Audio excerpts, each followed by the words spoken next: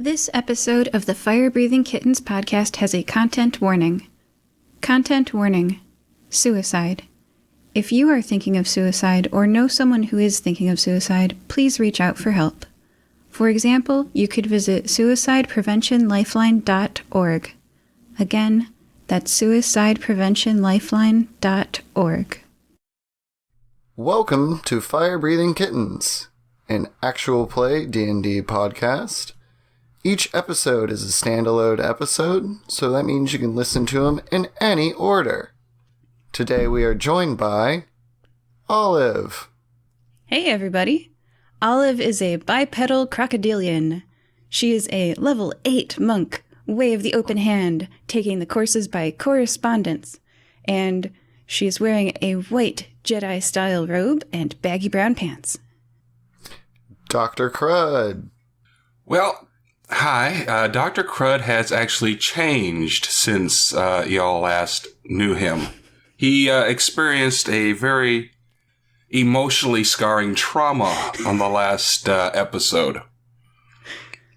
So he is no longer wearing his blue jeans, his white shirt, his red tie, his doctor's lab coat. He has put that all into his trunk. And he has pulled out his probably about 40-year-old out-of-date military infantry uniform. He is still standing at 8 feet tall, 5 feet wide, but you have noticed that he has lost some weight. He has hit the FBK gym hard. He is also now sporting his, in a side scabbard, his bone saw, and on the other side he has a hand crossbow. As the person responsible for that trauma, I feel kind of bad, but I'm also kind of like, wow, you're so cool now. And Rollo Specklebottom. Hey everybody, Rollo Specklebottom is a level 8 wild magic sorcerer who loves to roll on the table. He is a halfling standing at just about 2.5 feet tall and wearing a dirty old cloak, some brown pants, boots, and is always accompanied by his adorable sidekick and oftentimes mount, Nacho the capybara. We join our adventurers today at the Fire Breathing Kittens Guild Hall. Adventures?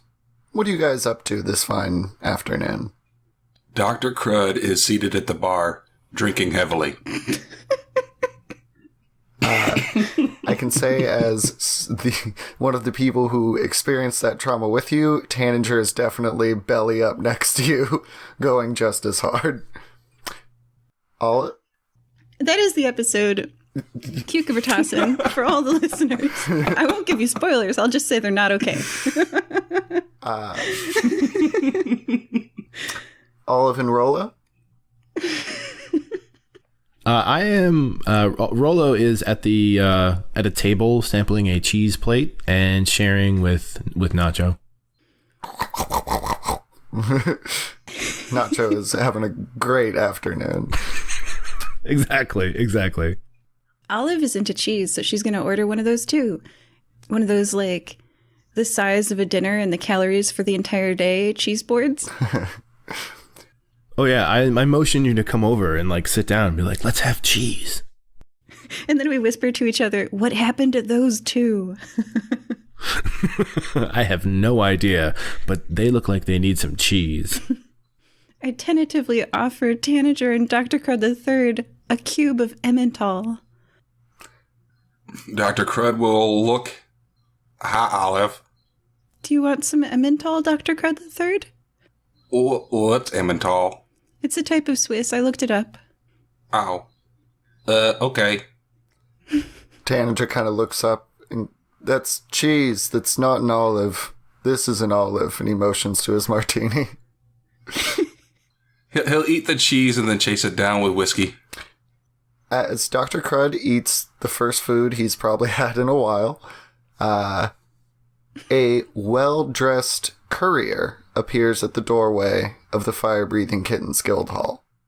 He is holding a letter and looking around a bit nervously at, your sort of adventurer chic not necessarily the type of buildings he normally goes in, Guildhall.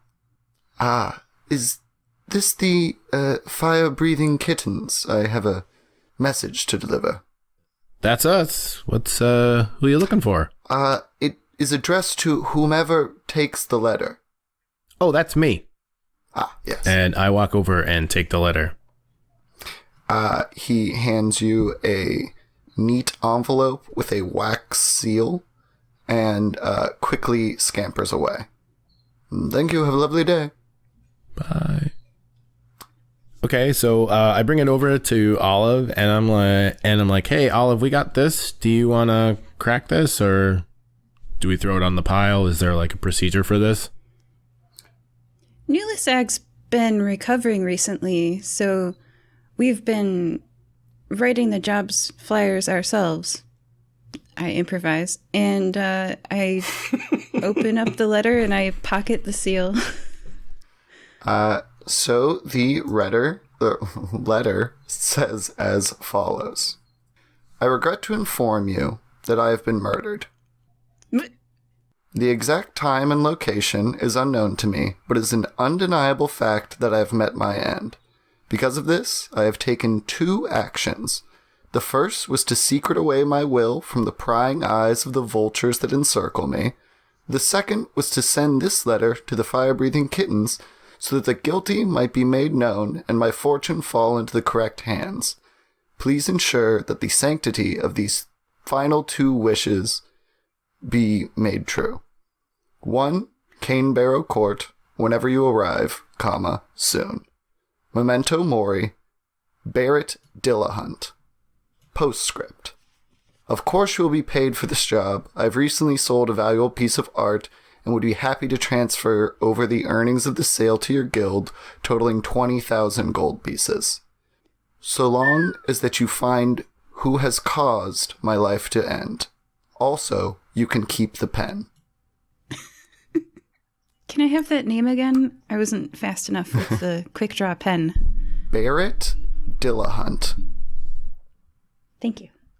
And the 2 things he wanted were for us to find who killed him and make sure that the right people get his money? Pretty much, yes. Okay. Well, for 20,000 gold, I'll do anything. So.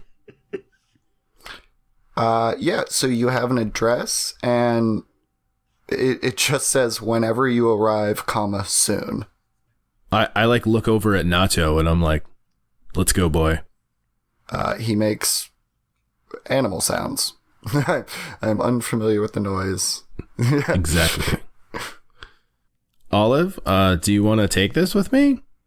Yes, and I think we should get Dr. Crud III away from the alcohol for a little bit. I look over at my large elephant friend. Would you like to go outside? What, huh? Who's talking? Why are you so sad? And do you want to distract yourself a little? Actually, no. We just want to ask. Do you want to distract yourself a little bit? We've got a dead guy to go solve the mystery of.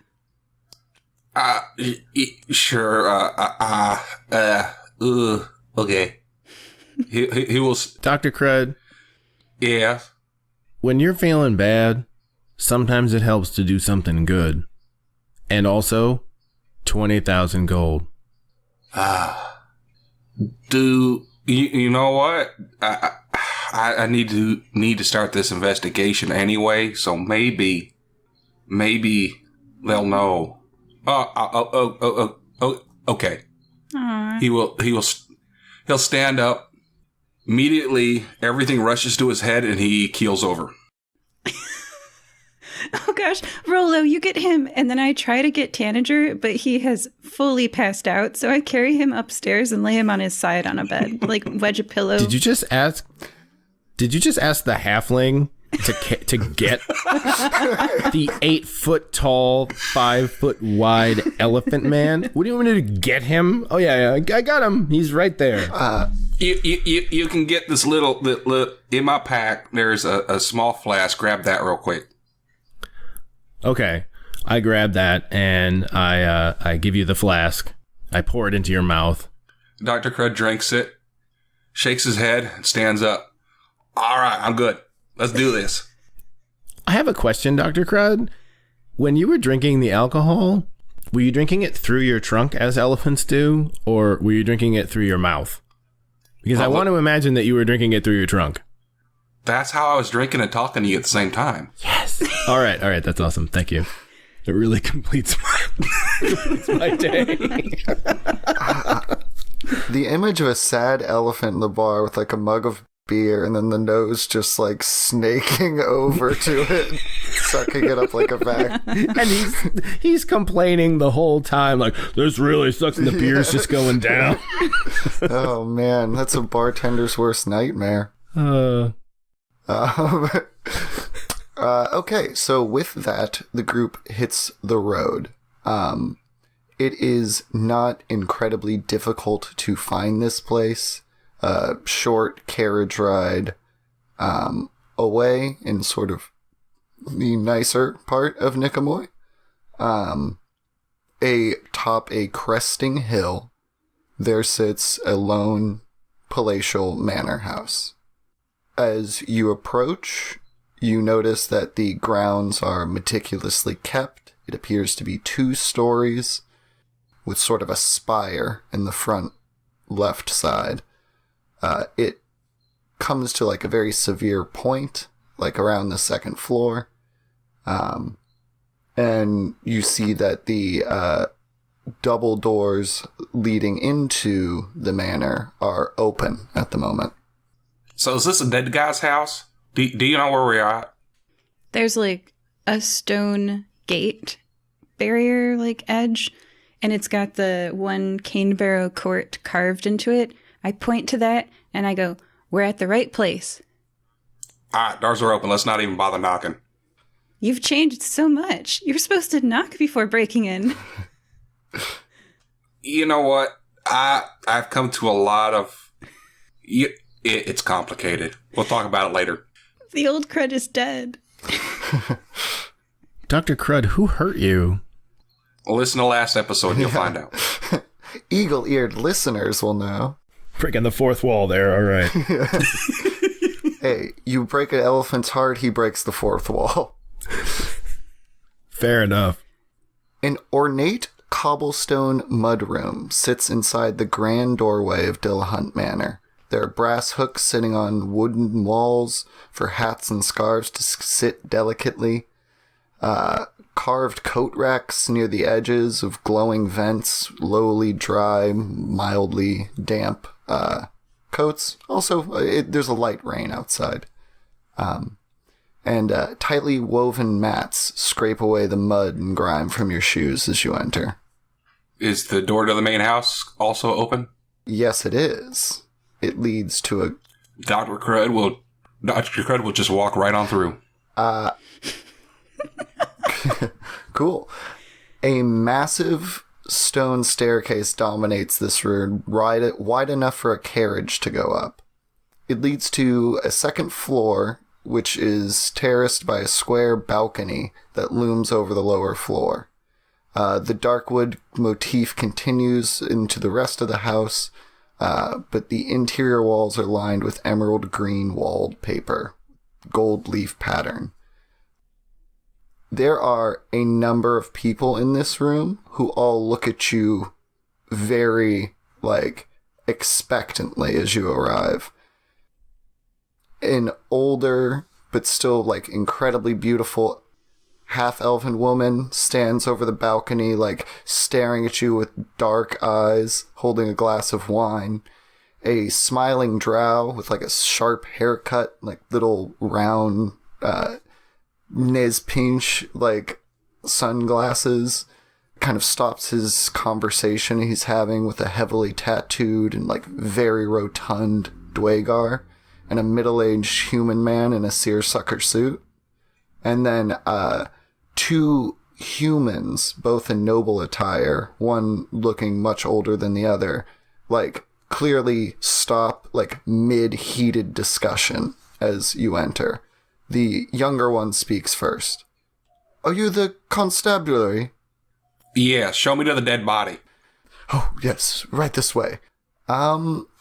could you make a deception check at advantage? Because while you are not police, you are here to investigate this. Absolutely. I'd love to do that. That is going to be an 18. Yep, that's good. He's expecting cops. You said yes. Rollo and Olive, you guys are just kind of watching Dr. Crud storm into a house, and then he's going right to work. What are you guys doing? I want to see, I want to make a perception check if I can to see anything additional about these people. I mean, Drow and Drugar are not traditionally good guys, so I look at them and I just kind of size them up a little bit, and I awkwardly wave. Okay, so go ahead and make your perception check. So this will give you some visual clues about the targets. 22. 22. Okay, so I rolled a nat 20. Okay, with an critical perception. All right, gnarly.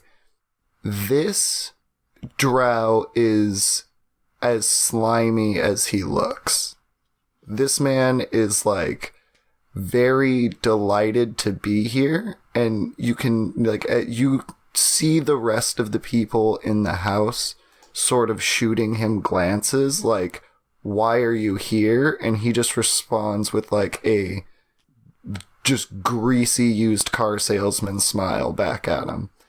You can see from the way they're standing, the Dwagar is like, you don't know exactly their relationship just by looking at him, but like he defers to the drow. Interesting. Like they're working together, and the drow is definitely in charge. You don't know why exactly. And I'll just say, with your 22, you'll look at the entire group. That guy in the seersucker suit seems to be confused as to why he's here. But also, like, I'll say with a 22 perception, he appears to be a human, but his eyes are like animalistic. Like they're darting around he has very non-human looking eyes. Okay. I don't immediately share this with Olive because it would be obvious. So I say, greetings, folks. We're with Dr. Crud.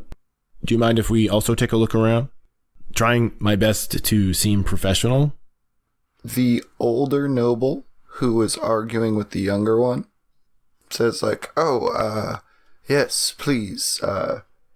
I believe you'll be more interested in the west wing than the east wing. The east wing is mostly bedrooms and staff areas.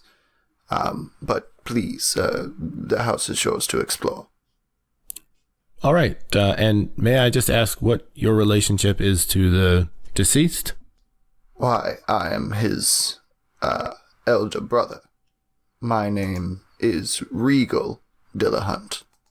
And is this your wife? Olive, are you like there, like doing the detective thing, like next to him? Like, are you privy to this conversation, or would you be off doing your own thing? Oh, I'm definitely sticking close to my charismatic friends. As a person with 82 teeth, I think we counted one time, I'm aware that crocodiles are not charismatic and are great muscle behind your shoulder, So, like, I'll stand there and, like, help with... I'm not taking the help action, but I'm helping look official. Like, I'm the grunt in the suit, Okay, so make an insight check for me, Rollo. And then I'm going to flip over to Dr. Crud, and then we're going to circle back. Insight is only a 9. Okay, so he says very simply, like, no, that is the widow Dillahunt. Dr. Crud, you are being led up to the second floor into... Can we follow? Can we go with? I'll say... Rollo, do you follow? I think this is a meanwhile. Yeah, this is a meanwhile. Okay. I'm going to go with Dr. Crud the Third then, because people in me, I'm not metagaming and telling you that my charisma is 8. I am inquisitively following the doctor. Yeah, so you all walk in, Dr. Crud going first, going directly towards the body. You hang back for like a second, listening to Rollo talk. You see Dr. Crud up on the second floor landing, and then are just like, hey, what's going on there? Yeah. I'm like, Rollo, you got this. You're a sorcerer. You know how to talk to people. I don't. It's fine. Go play with the dead body. Yay! Cool, and you both then are led up to the second floor study. It connects to both the landing and the master bedroom. And if you want to draw yourselves a little mental map, just picture a square, divide it into like 9 squares, and this is top left. Inside the study, before he opens the door, he says, and please, my name is, sorry, there's so much going on, I've forgotten my own name. That's all right. I understand completely. Just take your time. I'm Richard Dillahunt, the son of the deceased. Is this the younger human noble, just to keep all these people straight? Yes, this is the younger human noble. Oh, so he's like a quarter elf? You would assume at this point. Hey. Maybe you should... I'm paying attention. investigate. So... we found my father hanging, unfortunately. We brought him down, but otherwise have not touched the body since. What about all the items in the room? Have you touched anything else in the room? No, it was Tropicana who found the body. He's our butler. You can't miss him. He's a toucan bird person. We sent him to rest with a cup of tea. He found him but nary an hour ago. You have excellent response time. We can't believe the messengers got to you so fast. Messengers are amazing in this part of town. So, with that, like, he just kind of forewarns you what you're about to see. He opens the door, and there you find, lying pretty much in the center of the room, is a dwarf of old age, balding, gray beard, really, like, commandingly sharp suit. Like, it is not, like, a suit designed to, like, show how wealthy it is. It's sharp lines, tight angles, and then, like, just impressive low, like, buttons on it. There is a noose that hangs around his neck, and otherwise it just at a glance shows all the signs of a recently dead body. All right, Richard, why don't you go ahead and head downstairs? Don't leave, because we're still going to want to talk to you more than likely, but I don't think you're going to want to be in the room for this next part. He goes a little pale in the face and just kind of nods and shuffles out of the room. Dr. Crud then walks over to the body and starts an autopsy. Oh, gosh. Cool. If I could briefly describe the study for you then. Do you want me to carry this body over to the bathroom for you, Dr. Crud? Nah, that's all right. Okay. Yes, this is just a pretty standard nobleman's study.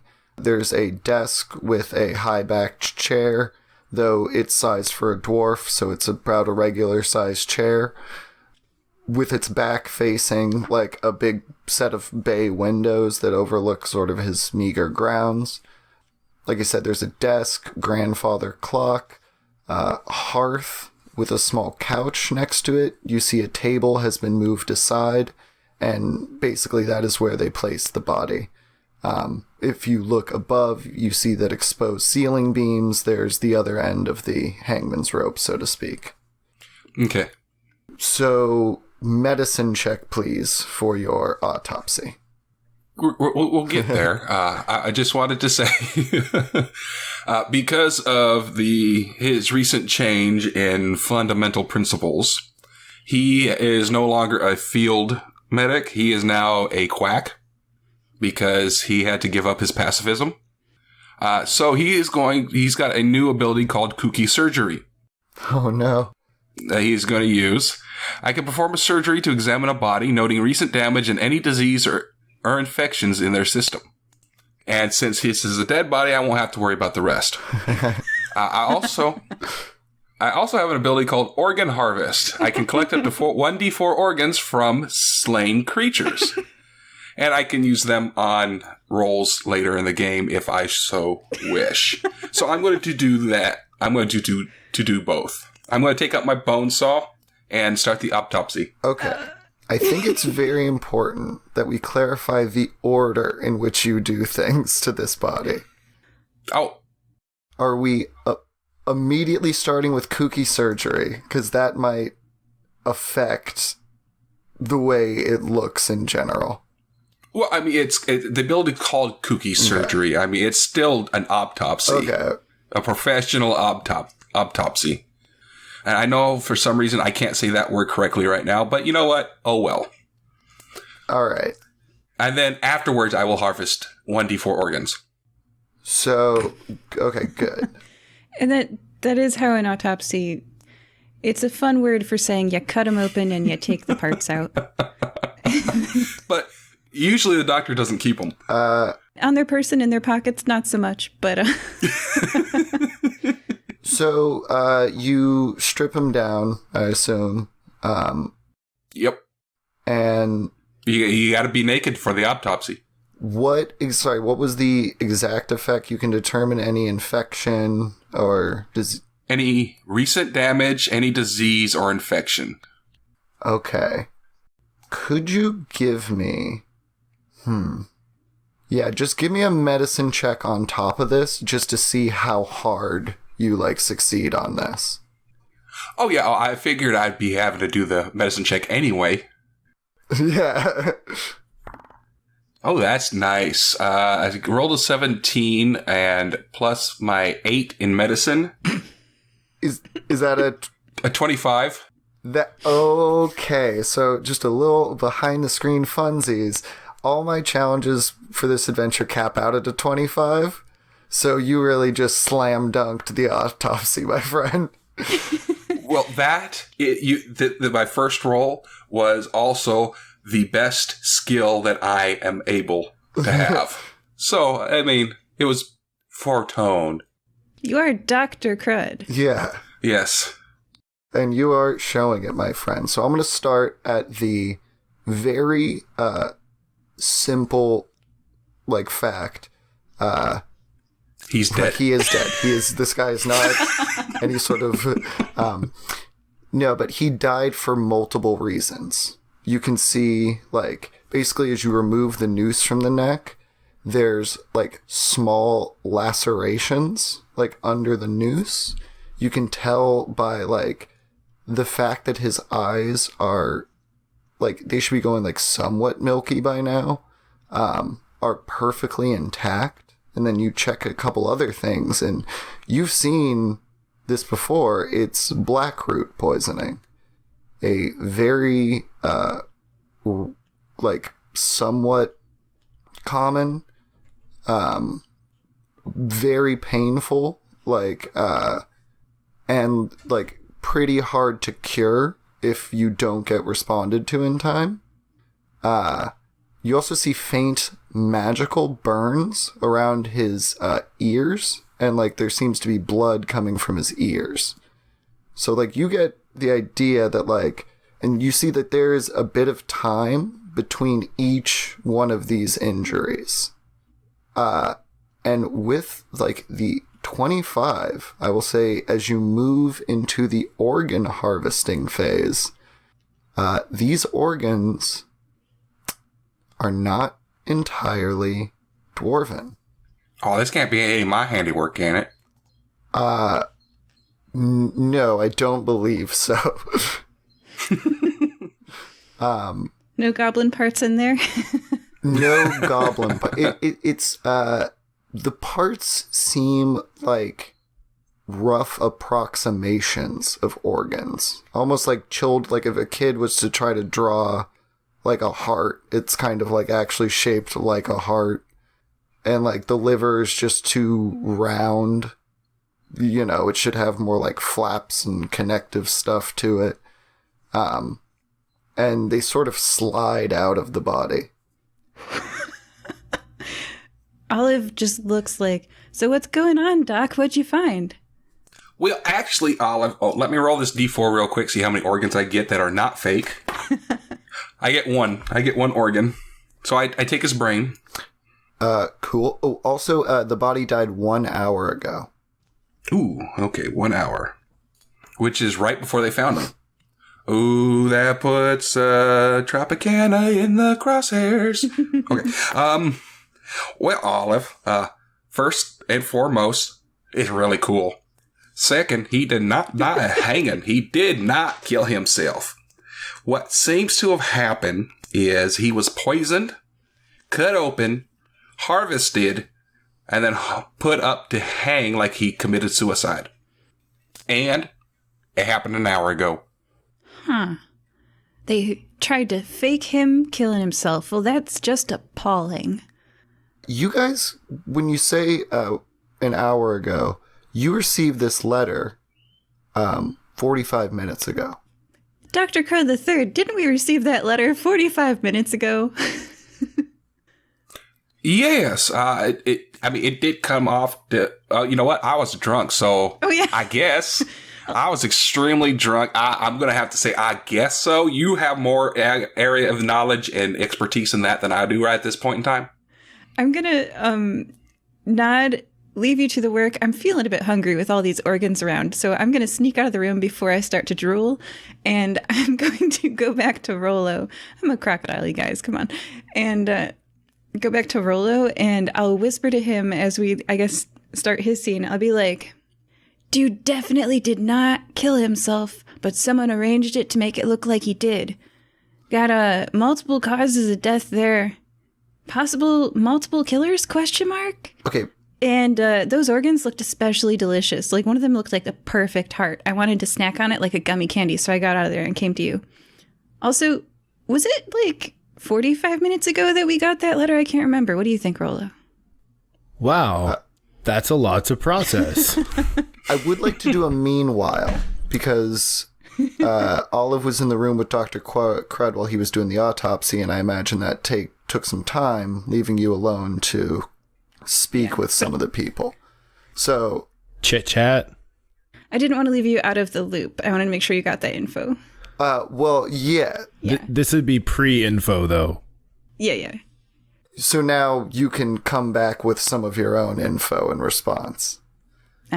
Excellent. Okay. So, yes, who would you have talked to? You nailed that perception check. Well, I want to talk to the widow and, if possible, the drow. Who would you like to do first? I'll do the widow first. That sounded worse than I meant it to. You ascend the stairs to the second floor, where the widow has moved to just sort of like a fainting couch, and she lays with sort of like a beautiful sadness, and looks at you with bleary eyes, her like mascara like streaking her face. Okay, so I'm going to attempt to be incredibly suave here, and I'm going to like sort of kneel down. Well, I'm probably already at her level, so on the couch. So I reach out and I take her hand in like both of my hands, and I say, "Madam, I'm very sorry for your loss, but I am here to do a very specific job, and that is to find out what has happened. So if you could help me with that, I would be most grateful." I ask her if she could answer some questions for me, if she's feeling up to it. Sorry, just trying to get my lady voice ready. Okay, lady voice. All right, drum roll, please. Thank you so much. This is such a shock to my system. I can't believe.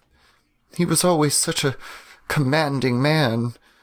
I suppose it makes sense he would want to decide his own way out. It's just so hard. I sort of pat her hand and say, I know. What can you tell me a little bit more about what happened? Who found him again? How did this come about? I believe it was Tropicana, the butler. He was checking on my husband after his morning tea. I believe he took his tea in his bedroom this morning.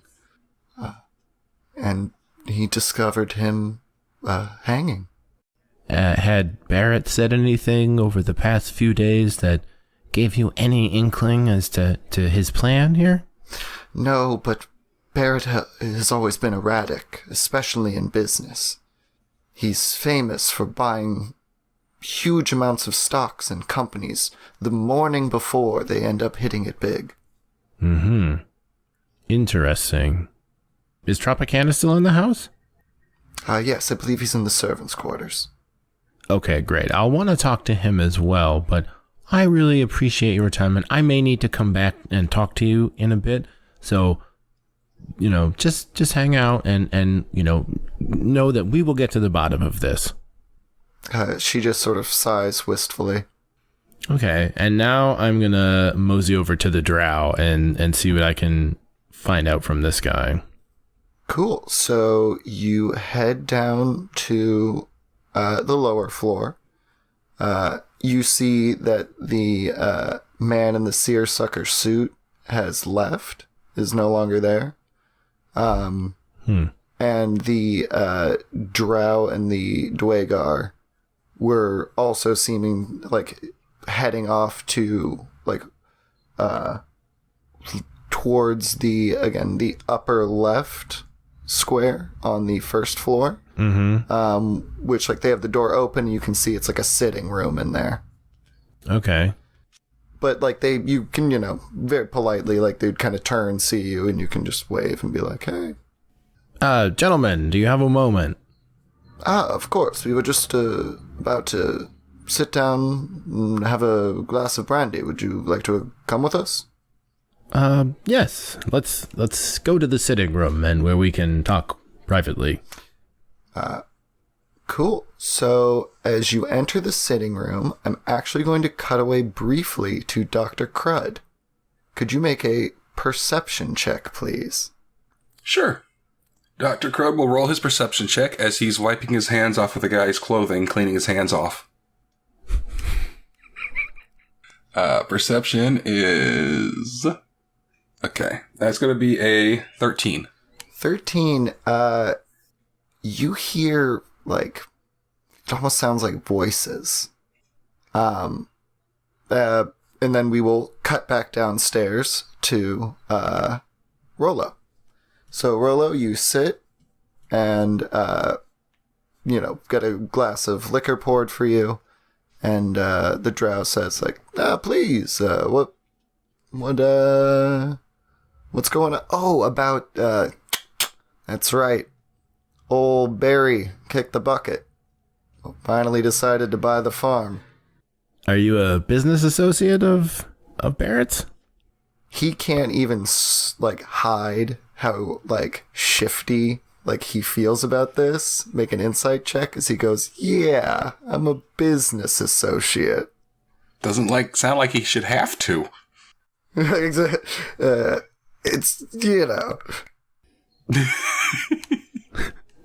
Another nat 20, 22. This guy is clearly a business rival.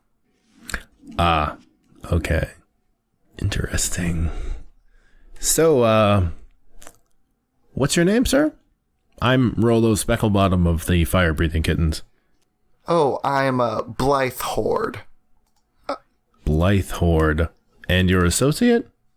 Oh, this is my guru. His name is Dieter von Rickenbach. And you see, this sort of rotund Dwagar goes oh, hello. Very nice to meet you. I sense you have a very... A guru. You have an excellent aura around you. So what's your relationship if you're so you're in business together then, huh? I'm playing along with his lie. Yeah, I always thought we had a playful little cat and mouse relationship, but apparently the old guy likes me more than I thought he did. Invited me over to his house, and I don't know. I'm really sad he's dead, but couple hours, I'm gonna be having a really good day. Care to explain that a little further there, Mr. Horde? Look, I know you guys aren't constabulary. I'm sure you have your own interests here, but I think you're new to Dillahunt's games. Did you happen to get a letter saying some vague stuff? Well, maybe I did. Well, what of it? Maybe I did too. And he keeps it like that as he sips from his brandy. All right then. Not a very good police officer, so I'm not sure what to do next. You can always just leave the room. Well, I want to talk to the guru. So what is your relationship to the guru here? What do you do, Mr. von Rickenbach? Well, I'm his spiritual advisor. I take care of his energies. I make sure he's a very powerful businessman. So I need to make sure that he is in the right state of mind to make all of the coins. What business do you guys operate in? I dabble in myself. Very quickly, Blythe responds, import-export.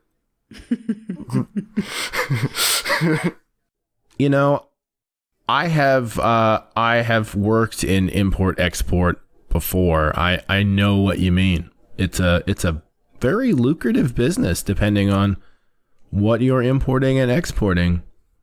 Yes, and we do transport some very fun... Shut up, Dieter. I think that I would like to take a walk around the grounds, and I must say, would either of you gentlemen like to join me? You see, Dieter kind of gets up and goes like, oh, that sounds like a good time. And then Blythe shakes his head no, and Dieter sort of like sits back down. Okay, so I want to know, can I cast suggestion on Dieter to tell him that he's going to come for a walk with me anyway? Would you just be casting this spell, or do you want to be in any way stealthy about it? Oh no, I guess I would want to be incredibly stealthy about it, so I probably wouldn't be able to do that. I'll take an Arcana or a Sleight of Hand to try to, tie your shoe and, obfuscate your spell. All right, I will go with, let's try Sleight of Hand. 15. So I bend down to lace up my boot, just tighten that, and as I'm doing that, I try casting the spell. You see, as you just say, the first words of the suggestion, not only does your spell not take, but Dieter raises his hand in a counterspelling motion and goes, do not cast magic on me or my compatriot here. That's very rude. Do you know this means that I get to cast the magic on you now? I wasn't casting it on you. I was just trying to... What were you trying to do?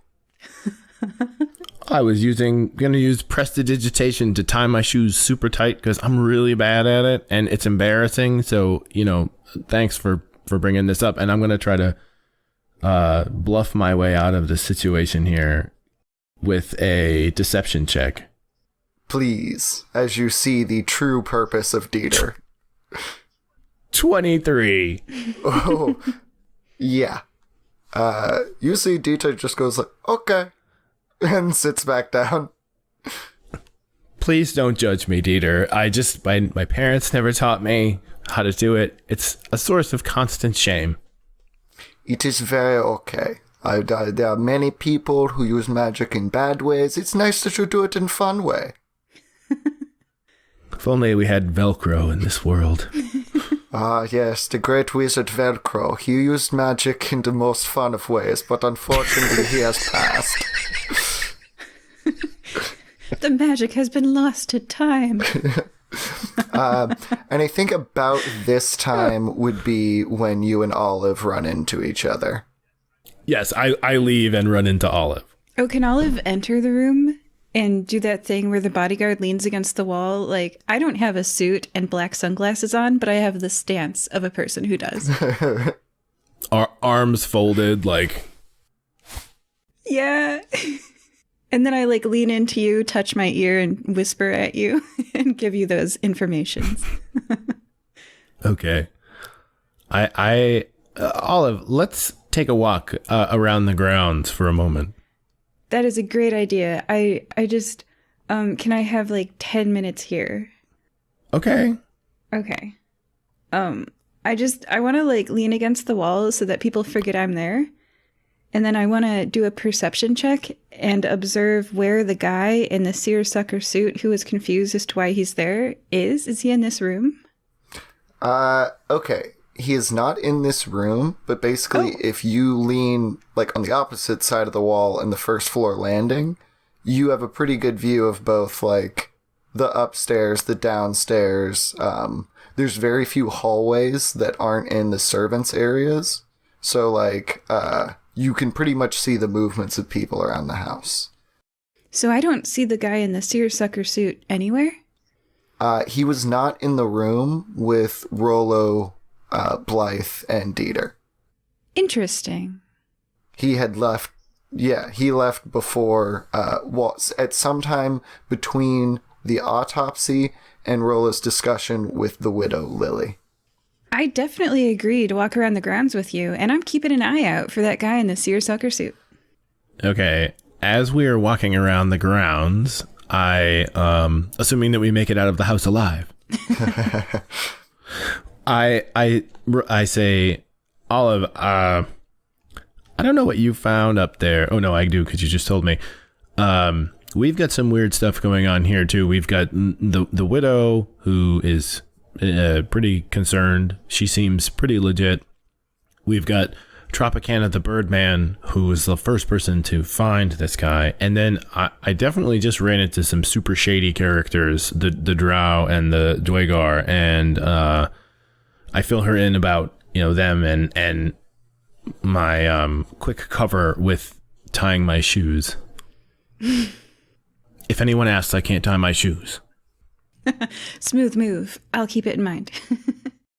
So what do you think that could possibly be? I get the feeling, Olive, that Mr. Horde and his guy here are going to cash in because they also received a letter.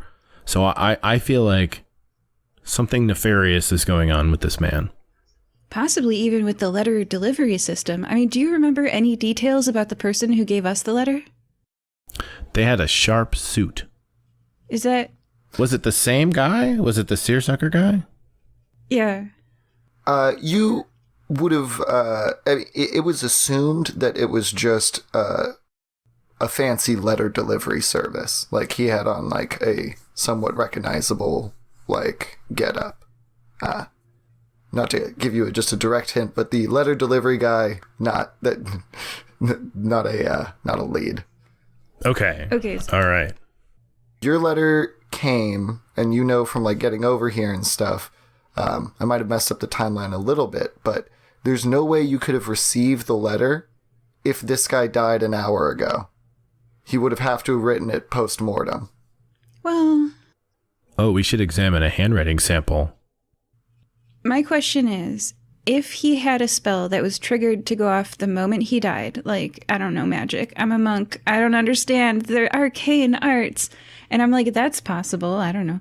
So if he had a spell that was triggered to go off when he died, could that have been why the letter delivery person arrived right when they did for us? Or like, would it had to have been delivered before this person died?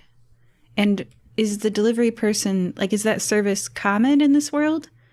Like, or is the delivery person part of the puzzle? Like, is that weird? Sounds to me like he left instructions that on at the time of his death that these letters be sent out. Yeah. And the delivery people were informed of his death and then sent the letters out like they were instructed to. Were they informed of his death? And if so, by whom? Was it a magical trigger? Or was it the widow being like, it would take days for the widow to organize herself and his last stuff. So, like, I'm just going to say to Rollo, hey, Rollo, have you seen the guy in the seersucker suit? Was he wearing the same suit as our delivery person? Is he this delivery person for this group? I don't know what's going on. They were different suits. Different suits. Okay. Yeah, one guy was just wearing like fancy messengers, like a fancy messenger suit. And this guy is dressed like a southern boat gentleman. Okay, so we've got someone who's fled the scene.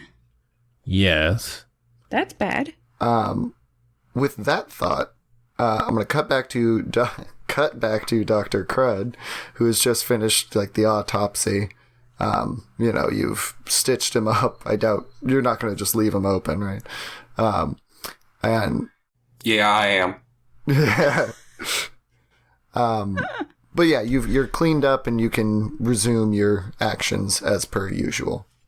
Okay, so Dr. Crud knows that he has been poisoned, and that is probably the main cause of death. So first thing Dr. Crud's going to do is look around for a liquid dispensing device that he could have drank from. There is nothing in this room at a glance, and it's pretty easy because there's, it's just like a desk pretty much, like a small coffee table. Yeah, no drink mugs. If you'd like to make a perception or investigation on the room, feel free. And this room also connects to the master bedroom. Yeah, Dr. Crud, he figures, thinking with his smarts, because he's very intelligent, that more than likely the body was made to look like a suicide. So they're not going to kill them and stage the suicide in the exact same place. So he's going to go to the next room to continue the investigation. Cool. So you enter into the master bedroom, and nothing super notable. It's just a very lavish master bedroom for a noble. There's multiple wardrobes, 2 nightstands, and a giant 4-poster canopy bed. Go ahead and roll your investigation. It's going to be an 18. Ooh, Crud, you are more like Detective Crud.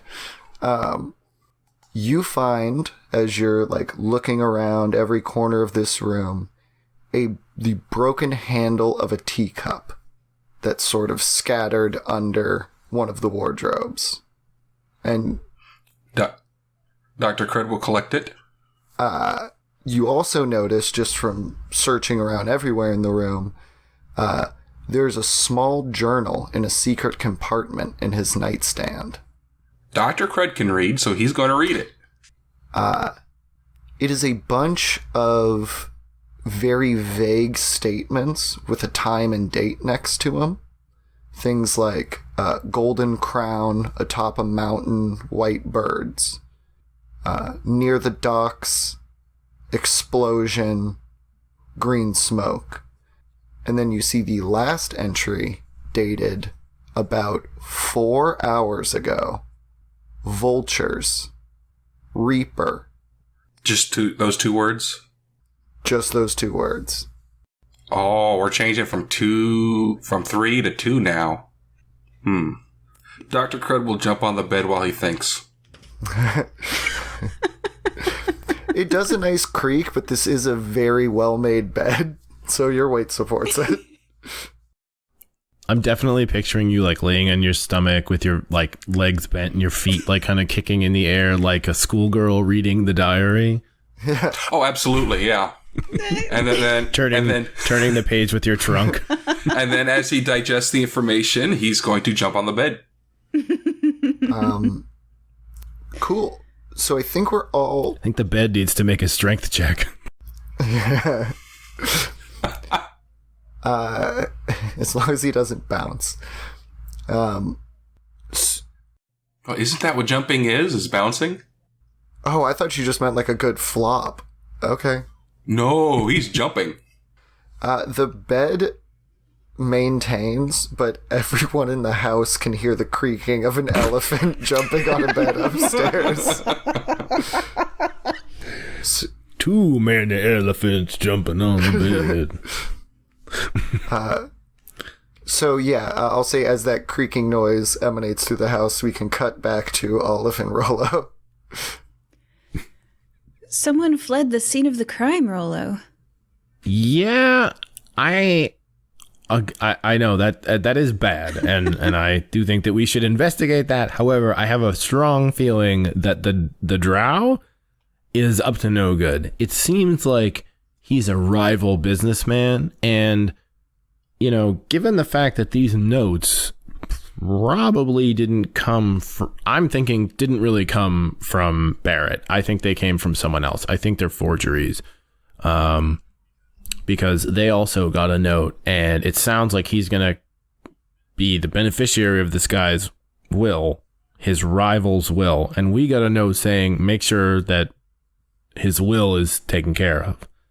And I wonder if they hired us, the fire-breathing kittens, to basically make Tropicana as the killer, right? And like, you know, almost they're framing him, I think.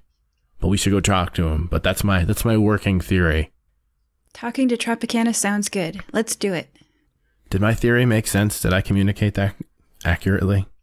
It's always good to have theories. I don't agree with yours, but I want more information before I make a decision. Is there any fruit out here? It would probably be in the kitchen. Okay, so I'm like, before we go to Tropicana, let's bring some fruit because I love animals and I know that toucans love fruit. So maybe we can make them feel comfortable, want to talk to us, give them some fruit. I'm always really hungry after my boss dies too. Yeah.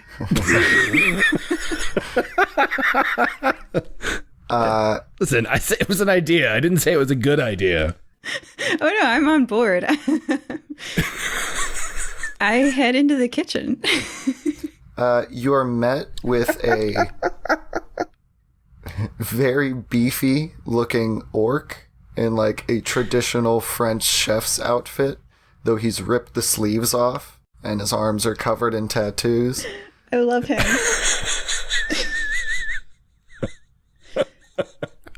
That's my favorite person here. This person definitely was not the killer. They're my new best bud. Oi! I'm Olive, I say to him. Hey, chef. He puts out a beefy flour-covered hand. Clark McGillicuddy. I'm the cook. Glock? Clark. Clark. McGillicuddy? Okay. All right. Olive doesn't miss a beat. The player is confused, but she goes, "Can I have a pineapple?" Absolutely. But the old murder got you hungry, did it? Yes, but I'd only eat meat. This isn't for me. Oh, well. You broke Rollo. I got it with this one. I accept the pineapple from Clark and I say, you know, since I'm here, I'll pump him for information. So I'm like, I like start to help slice it up because I have my chef's knife. And I bet Clark admires the wavy metal lines in the chef's knife because I got the best knife I could find, of course. And I'm just making small talk as we chop up a pineapple together. And I'm like, sad news about Barrett Dillahunt.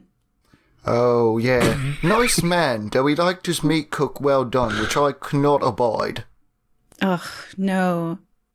Crocodile prefers. Aside from that, good boss. Oh, okay. Good boss like, paid you well here? Oh, yeah. Yeah, plenty of coin, never minds when I'm drunk, so long as the dinner shows up on time. Nice. I do a fist bump. I'm like, how about the missus? She pretty nice too? Oh, absolute horror woman. Terrible, terrible, terrible. Really? She's just on that fainting couch there playing the Mourning Widow pretty well. Is she a bit of an actress? A bit of an actress. You should hear this house some nights once she gets in her cups. I make a bit of noise. I'm an orc, and I bellow. That woman, she's a banshee. Oh, gosh. Is she, like, yelling at Richard or Regal? Who does she have such beef with? Make an insight check. Do. I help with her insight check because I'm also listening to this conversation. Oh my gosh, thank you, because that was a 3 on the dice. That is a little bit better. That is a 15. Oh, you see his eyebrows go up when you mention Regal's name, and he kind of gives you like a side eye, like, ooh, and like goes back to chopping. Oh, no, I've never seen her yell at Regal before. Oh, This is getting weird. Oh, but isn't that her brother-in-law? Well, I mean, you know she's the second wife. Oh, that's right. Richard's not an elf. Yeah. Yes, beautiful, beautiful human woman. And then he remarried that horrid hag. I'm sorry. That's amazing. Do you know the drow? Mr. Horde? Well, I was told to never allow him on the premises. But seeing as the master's dead, I don't see anything wrong with it. Plus, I gotta make lunch, so, you know, I got other things on my plate. Yeah, there's only so much we can handle. And I'm, like, cutting up the pineapple. Can I... Officially, the chef's knife has, like, a... What is this called? Cook's utensils. They have a DC for create a gourmet meal where I can just roll on a D20 with no modifiers and see how good at cutting up pineapples I am. So if I get a 10 or above, I can create a typical meal. Maybe I cut the pineapple, like, not horribly. And then, like... So can I try that to see if I can... Okay. Oh, 15. So I'd gourmet pineapple slice. Did you cut them into like little shapes? Shaped pineapple slices. You create a beautiful fruit plate, and as you say, like, yeah, we can only take so much. He nods and goes, oh, yeah, plus I saw that ghost this morning. Ghost? One more time? Yes, a ghost, or a spectre, if you prefer. Yikes. Where? What did it look like? It was in the kitchen. Big shadowy thing lurching about, headed towards the root cellar. I got right out of the kitchen, had myself a drink down the pub. Good, smooth move. That's why you're alive. You know? Mm-hmm. We gotta think for ourselves. Where's the root cellar there? Oh, it's off in the corner. And points, and you see there's like a traditional like trapdoor cellar thing. Mind if we take a look? Just to see if the spirit's still there? Oh, well, I wish you wouldn't. But, you know, I mean, if you want to die by ghosts, I suppose that's right. I ain't afraid of no ghost. I'm a little afraid of ghosts. I don't understand the whole magic thing and ghosts and magic and all that. I can't punch it. You know what I'm saying, Clark? I can't punch ghosts.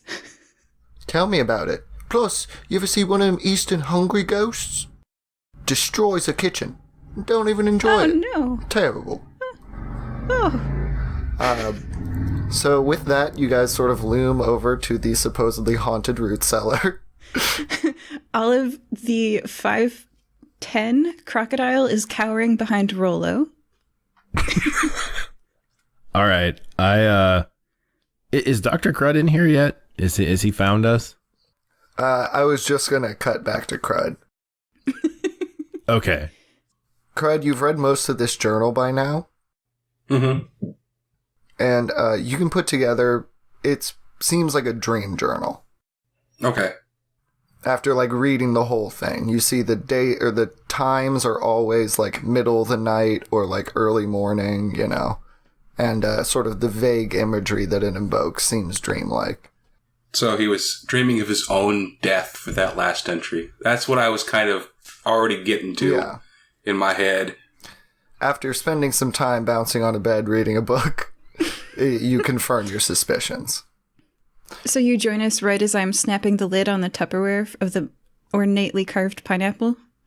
I wish, but he had already decided that he had already known that Toucan was the last person to see him alive. So he was going to meet you all there, but then you decided to go to the root cellar. Oh yeah, actually, Rollo, I tap you on your shoulder and I'm like, maybe it would be better to face this with Dr. Crud. Yes.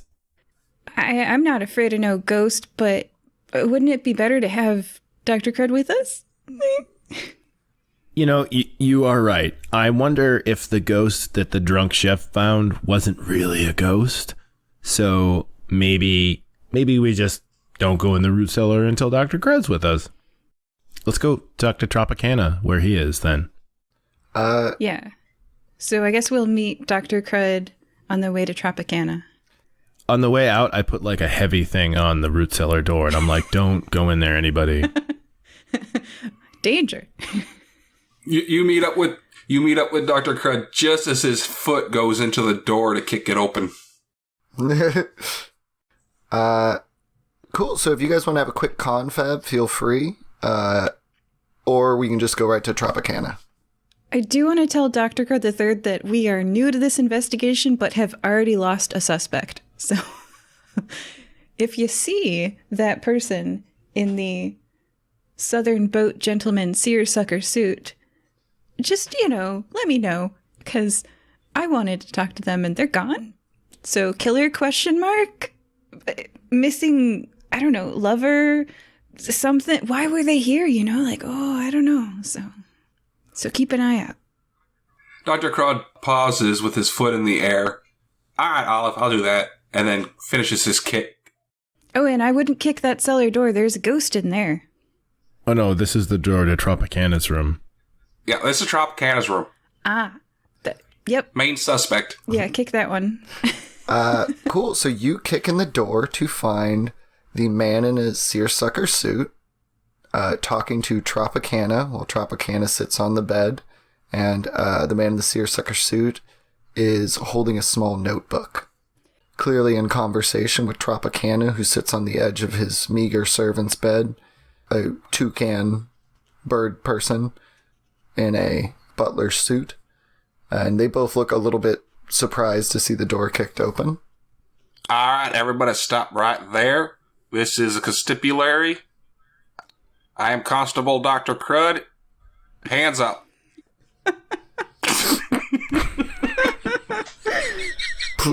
I don't...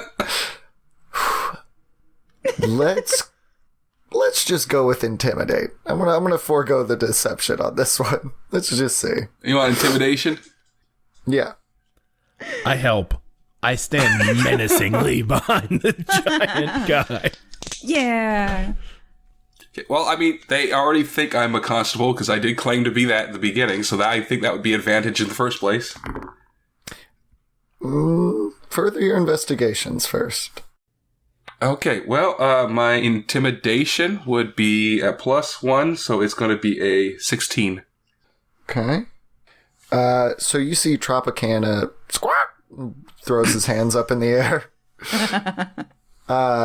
You see the man in the seersucker suit folds his notebook closed, puts it in his jacket pocket, and then slowly raises his hands. Dr. Crud murder walks up to him, and Sitar would be very, very proud of that. Yeah. And retrieves the notebook he just put away. I don't think it's very polite to go into another man's jacket pocket. Well, I got to make sure that there is you have no weapons on you, and you were doing something suspicious, and I need to know what it is. So you're going to shut the hell up, and I'm going to read this. You open up his notebook.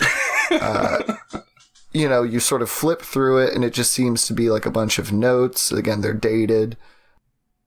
You get to where he was currently writing, and you see a bunch of notes on you guys and the fire-breathing kittens. And you also see a folded-up piece of paper in the back of the notebook. I unfold it and read it. I regret to inform you that I have been murdered. It follows much along the same lines as the letter you got from Barrett Dillahunt, but instead of investigating the people who caused his death, he's asking this man in the seersucker suit to ensure that the fire-breathing kittens do not take his wealth as their own. Well, Olive, it looks like these guys got a note just like we did. And apparently, the rich dead guy thought we were going to steal all his wealth. Yeah. Was that the plan? No. Yeah, okay. But it's fair. Mission accomplished. Mission accomplished. We're not going to steal the man's money. You're good to go. Get the hell out. And on your way out. Yes, and what's your name? What was his name? Yeah, I think we need a good cop to the bad cop over there. I'm Detective Matthias Gunn. Detective I don't know how that's spelled. Matthias Gunn? Okay, got it. You know that Barrett Dillahunt is going to pay us 20,000 gold for investigating his death and to make sure that the right people get his money. And I show him our note, I guess. So I'm like, we are entitled to 20,000 gold. Interesting. I also was to be given a sum of money at the conclusion of his will reading. So we should work together. You can make sure we only take 20,000, and we can cross one more suspect off our list if you were summoned just like us. So to make sure that we can cross you off our list, what did your messenger look like? Tell us about that. I believe he was of the Silver Wing Messenger Group. And you guys can think back, and there was like a little silver wing pin on your messenger. I believe they're the preferred courier service of the nobility. Got it. And because that checks out, I truly do cross this person off my... At least was the hand that gave the poison list of suspects. I'm not saying he's not involved. I'm saying he probably wasn't physically present. So I'm crossing him off the list. So this is the third...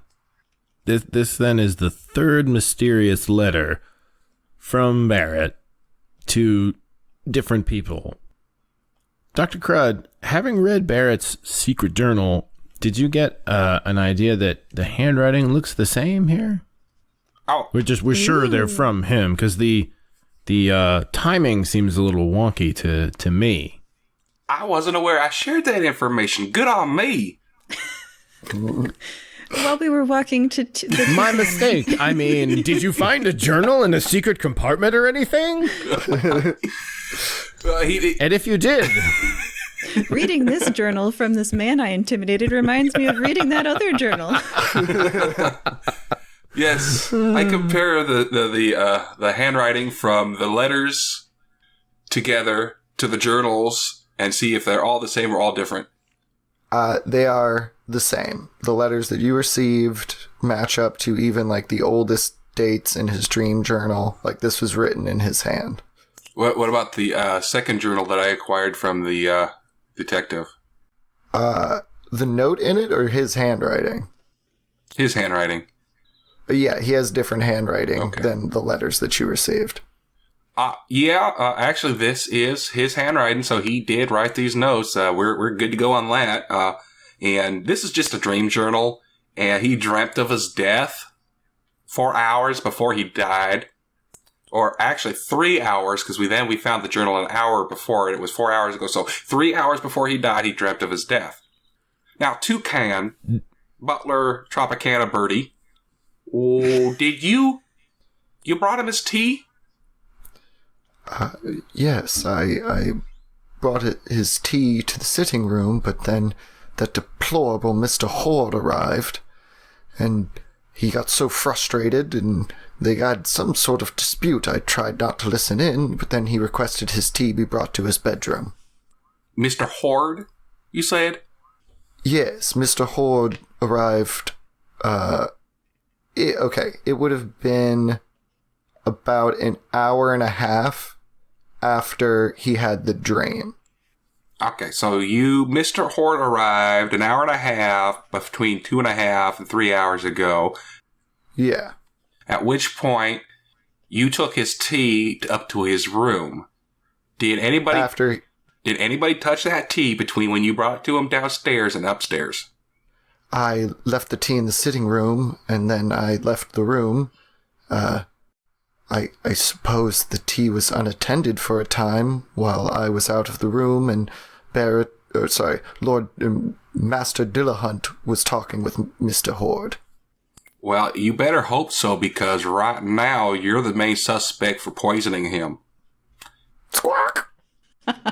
Which happened in the tea that you gave him, that you gave him the first time, and then you moved upstairs. So, a little insight on that? Come on, buddy. Can you make another intimidation check? Just sort of, well, okay, you can go two ways about it. Okay. You can either lean into how aggressive you were being before and really press this guy for information, potentially cracking him. Mm-hmm. Or you could try to ease the pressure off with a diplomacy. Or persuasion, yeah. I believe, and correct me if I'm wrong, but while yes, I was being aggressive, I wasn't being as aggressive. My tone, I had softened my tone, and I also wasn't lying to him at all. Yeah. He's pretty freaked out by this whole scene. You're the second group of detectives to investigate him, and he also, saw his master die today, so he's just pretty shaken. Okay. Well, I guess it really doesn't matter, because that's an at 20, so you choose. You choose. I mean, if we're going softening, you think maybe easing up and getting this guy to speak more naturally would probably work better.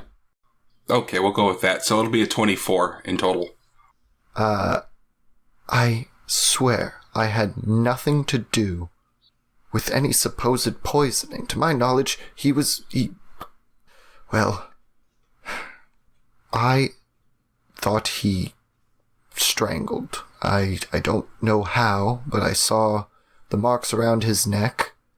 And that is when his ghost came to me and told me to pose his body as a suicide.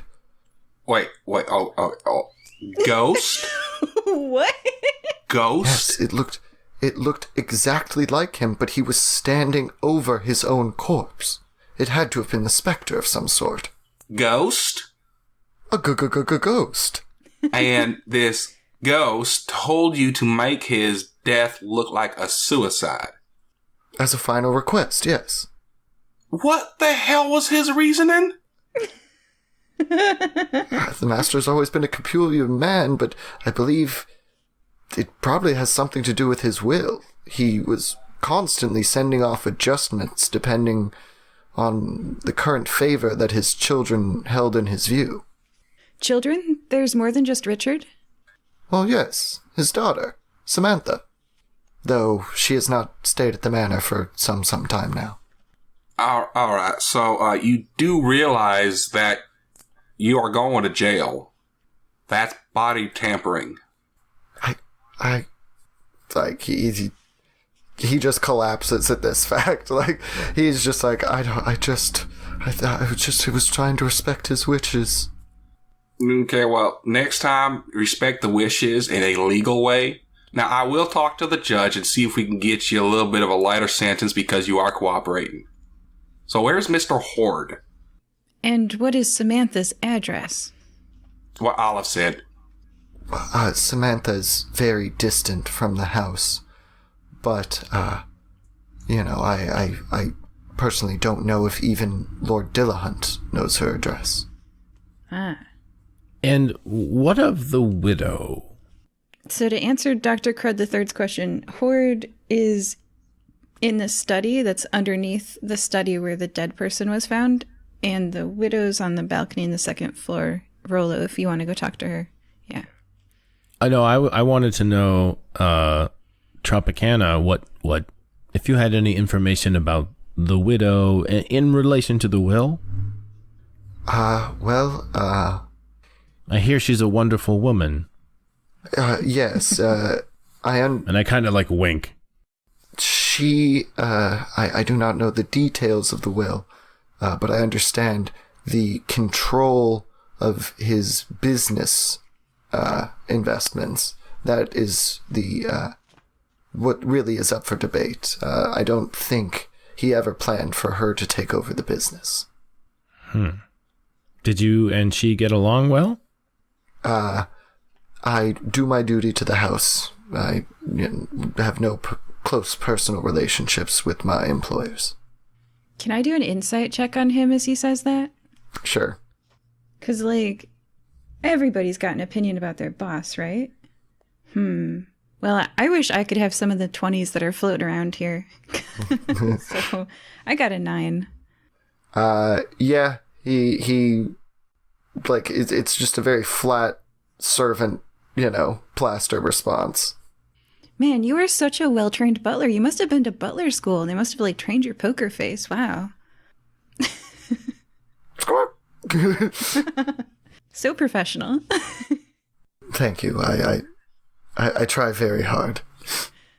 Well, I think we need to go talk to Mr. Horde. Tropicana, don't leave town. Could we get them all in one room and see what happens? I mean, should we bring the widow, Dr. Horde, then Richtofen, and Tropicana? Should we get them all in a room and see what happens? You want to see them fight to the death? It wasn't exactly what I had in mind, but I mean, that's one way to solve a problem. Well, we can. Usually we wait for the big reveal for that, but I mean, whatever you want. Yeah, you're right. You're right. I kind of want to talk to Mr. Horde by himself, though, before so nobody hears it. Okay, I think Richtofen will be, or Richtenford will be with him. Dude, Richard, Regal, Dieter von Riekenbach, Blythe, Lily, Tropicana. Riekenbach, that's it. And Matthias Gunn. And those are our names. We can put everybody together and then just pull out people we want to talk to separately. That way, both the ideas are good. All right, let's do it. To the sitting room. All right, come on, Tropicana. Come on, detective, whatever your name is. Open up his book. I thought we were doing this alone. Well, they got to get into the sitting room. Well, I thought you just wanted to talk to what's-his-face alone, to Mr. Horde. We will. You wanted everybody in the same room, and then we take Mr. Horde out. Oh, but Mr. Horde is in the sitting room. To talk privately. Oh, okay. You can do that? Yeah! You can leave a room that you go in? When you're this big, you can do whatever you want. All right. Sorry, I was confused there for a minute. He says to the halfling. Oh, I didn't even think of that. So as you guys start ferrying people around the house, moving them into the sitting room, you notice a young dwarven woman with soft features and a heavy traveling cloak, sort of standing in the doorway, looking around. And who? Samantha. Yes, I understand my father has passed. Yes, Olive from the Fire-Breathing Kittens. We'd like to question you and then lead you to a sitting room with all the others. Is that okay? Okay. Okay. She sort of shuffles away. She seems very timid. All right. So I want to make sure we question her and take everyone to the sitting room. So as you guys are leading everyone to the sitting room, can Olive take Samantha by herself? Or do you guys want to be there? I don't know. Whatever. It's a big house. And not everybody is staying in the exact same place. So if you want to talk to Samantha while Crud and Rollo kind of shepherd everyone into the sitting room, like, you'd probably have a couple minutes to speak. Yeah, we'll suspect wrangle. Yeah, good. That way both things get done. I don't want to, like, say no to their idea. So, okay. So, hi, Samantha. I'm Olive. Hi. Did you know my father? I received a letter from the Silverwing Messenger Group. Oh. How did you know to arrive here today? I heard that you lived quite distant from here. Could you make a persuasion? She seems very fidgety and uncomfortable at this topic. Ah, crap. This is why I don't question people. That's why you have 82 teeth. Yeah, so I have a -1 in persuasion, so my 17 on the dice is a 16 overall. Not bad. Still not bad. Oh, I have dreams sometimes, and I just had a really bad feeling about this one. I'm not very good at interpreting them, but I guess this one was right. Share your dream with me. What did you dream? It was vultures and a man in a robe with a scythe standing over my father as he... And you see she, like, doesn't want to say the word, and then she goes, in a mirror. I'm sorry, I missed that word. What?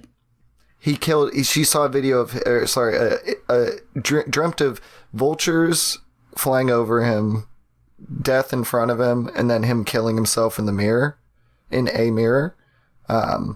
But she, like, stumbled at the word killing himself. Oh, that was an important one. All right. There. And Olive pats her shoulder and says, it must be very difficult to have lost your father today. And I can confirm that indeed you have. And my condolences. She looks like a little bit confused. Today? Oh, I had this dream 2 days ago. Like, on the one hand, dang, that sucks. And on the other hand, like, maybe you should have said something, lady. And on the other hand, she just lost her dad. So, like, yeah. Keep finding these secret journals. There's a whole thing. I'm going to say, because I don't want to be like, oh, it's your fault. You should have said something dumb. So instead, I'll just be like, did not say that. I'll just say, like, is this dreaming something that you get from your father? Oh, yeah, but he was always much better at it than I was. He could really, like, see events and things and, like, interpret them. I don't know. My timing's always off, I guess. I don't know. He took me out of school. Oh, now I feel bad for her. Yeah. Yeah, well, then she goes on to explain, he eventually thought divinatory school was a waste of time and pulled me out before I completed my education. And how did that make you feel? You see, she, like, kind of starts to, like, go into, like, a thing about, like, oh, like, it's a complex relationship with me and my dad. And then, her brother, Richard, is, like, ferried sort of down the stairs, sees her, and just screams, "What are you doing here? Get out. You abandoned this and she just goes like, "I'm sorry, Richard. I'm sorry. Like, I just came to pay my condolences." Pay your condolences. And, like, the whole scene starts to erupt. You see Blythe kind of, like, sticks his head out of the sitting room with, like, that sleazy smile on his face. Detective Gunn pulls out his notebook, and you see Lily lights a cigarette. Okay, and then like the rest of the group wanted, I ferry Samantha into the room with everyone else, and I help get the screaming Richard just to pipe down and go into the room, and then I share all the information that I had with them as we so we've got everyone in the sitting room, and so we close the door and we're right outside the sitting room, and I share everything Samantha said with me with them. And then now we can enter the sitting room. You guys have all that information. Sorry for diverting. I probably should have done that with you guys. Learning how to roleplay. All right. In a group. So what do you guys want to do together? Now you've got all that info. Interrogate Mr. Horde. Okay. Yeah. Mr. Horde, come with us. Okay. So he gets up, sort of like walks away, like from the group. Like, actually, he stops, finishes his drink, and then walks over to you. Is he drinking tea? No, he's drinking brandy. That's right. Okay, so we've got Mr. Horde. Do we also have Dieter von Reichenbach? Or just Horde? He's in the room. You can do them together, or you could do one at a time, whatever you prefer. Rollo, you pick. Who are we interviewing? I think we should split them up because Dieter definitely seems like he's a little more loose-lipped than our friend, Mr. Horde. Got it. Which one should we do first? I think it would be obvious if we picked Dieter first. So let's go with Mr. Horde and give him at least a perfunctory interview. Got it. So we take Mr. Horde to aside out of the room with the other people. Mr. Horde. To the kitchen. Yeah, okay, to the kitchen. Because we still have more ornate pineapples. Oh, and the root cellar. I forgot about this. There's so many threads here. Mr. Horde, tell me, why did you kill him? I assure you, killing him has no benefit for me. How? Okay, assure me then. Insight check. I want to know. I'm looking for a deception. That was a 16. Telling the truth. Assure me. I think very shortly, Mr. Dillahunt's lawyer will be arriving and announcing that his will is to be read. Due to the stipulations that I've been made privy to by Mr. Dillahunt, if any of his family members are found in any way responsible for his death, as punishment, I get all of his holdings.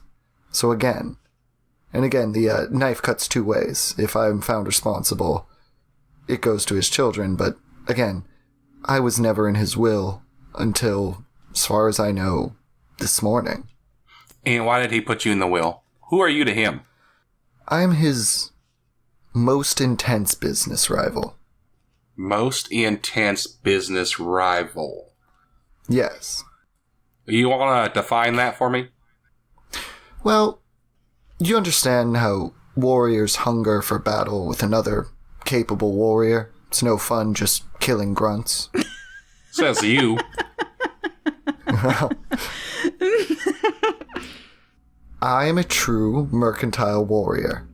I believe Dillahunt sees me as an equal, and thus I am the only one who can properly keep his business afloat, lest his legacy be tainted.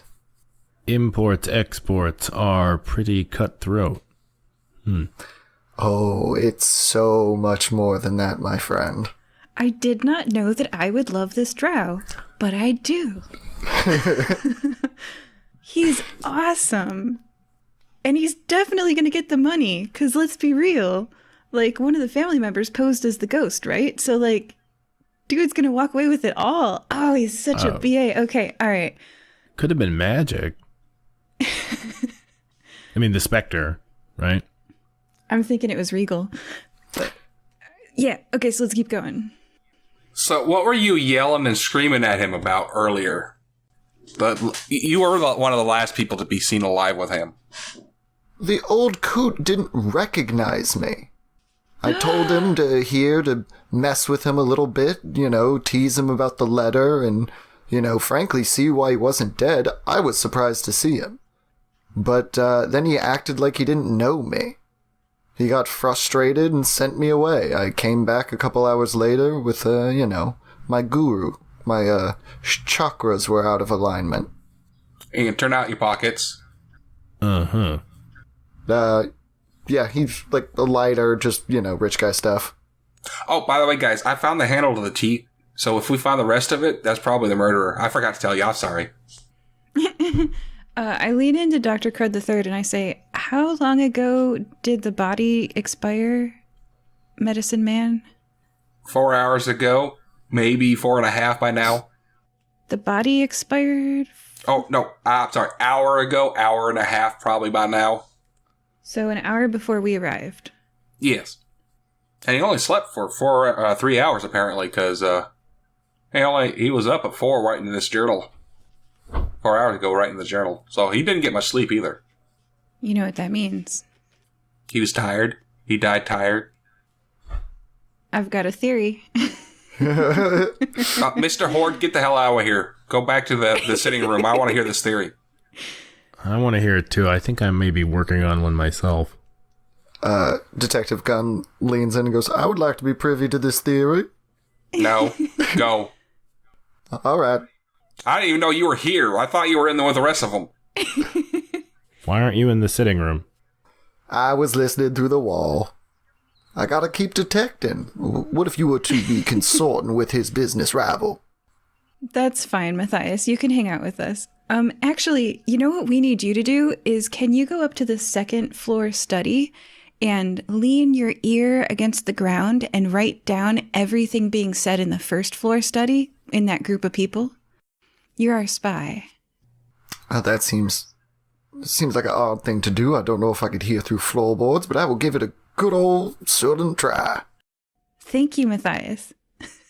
Oh, speaking of hearing voices, I did hear some voices earlier. I completely forgot about that.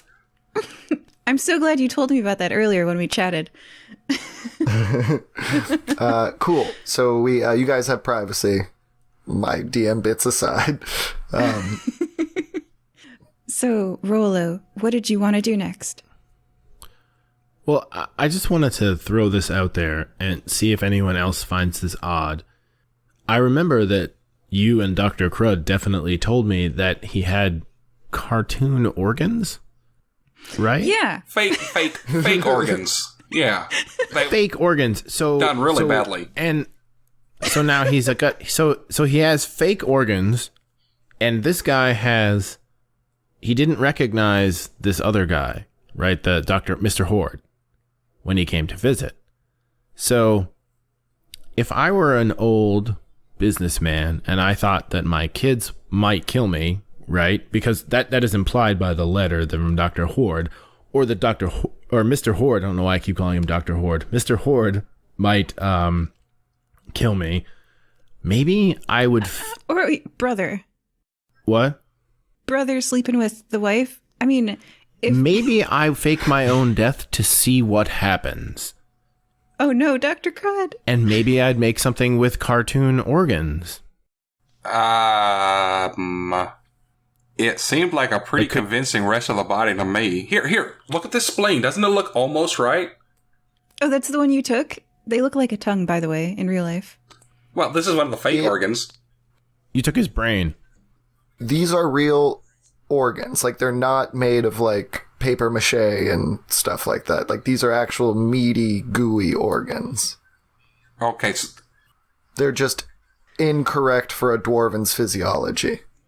So they're not dwarven and they're not goblins, so they can't be in that body. So somebody took his organs out and put these other organs back in. That's possible. But you were the first one to cut into him, weren't you? Yes. Did he have any old surgery scars, like these organs had been placed in to supplement his lifespan? Or health? I can roll for family history. Okay, DM, would I have noticed any surgical scars or? No. The body was untouched by surgery.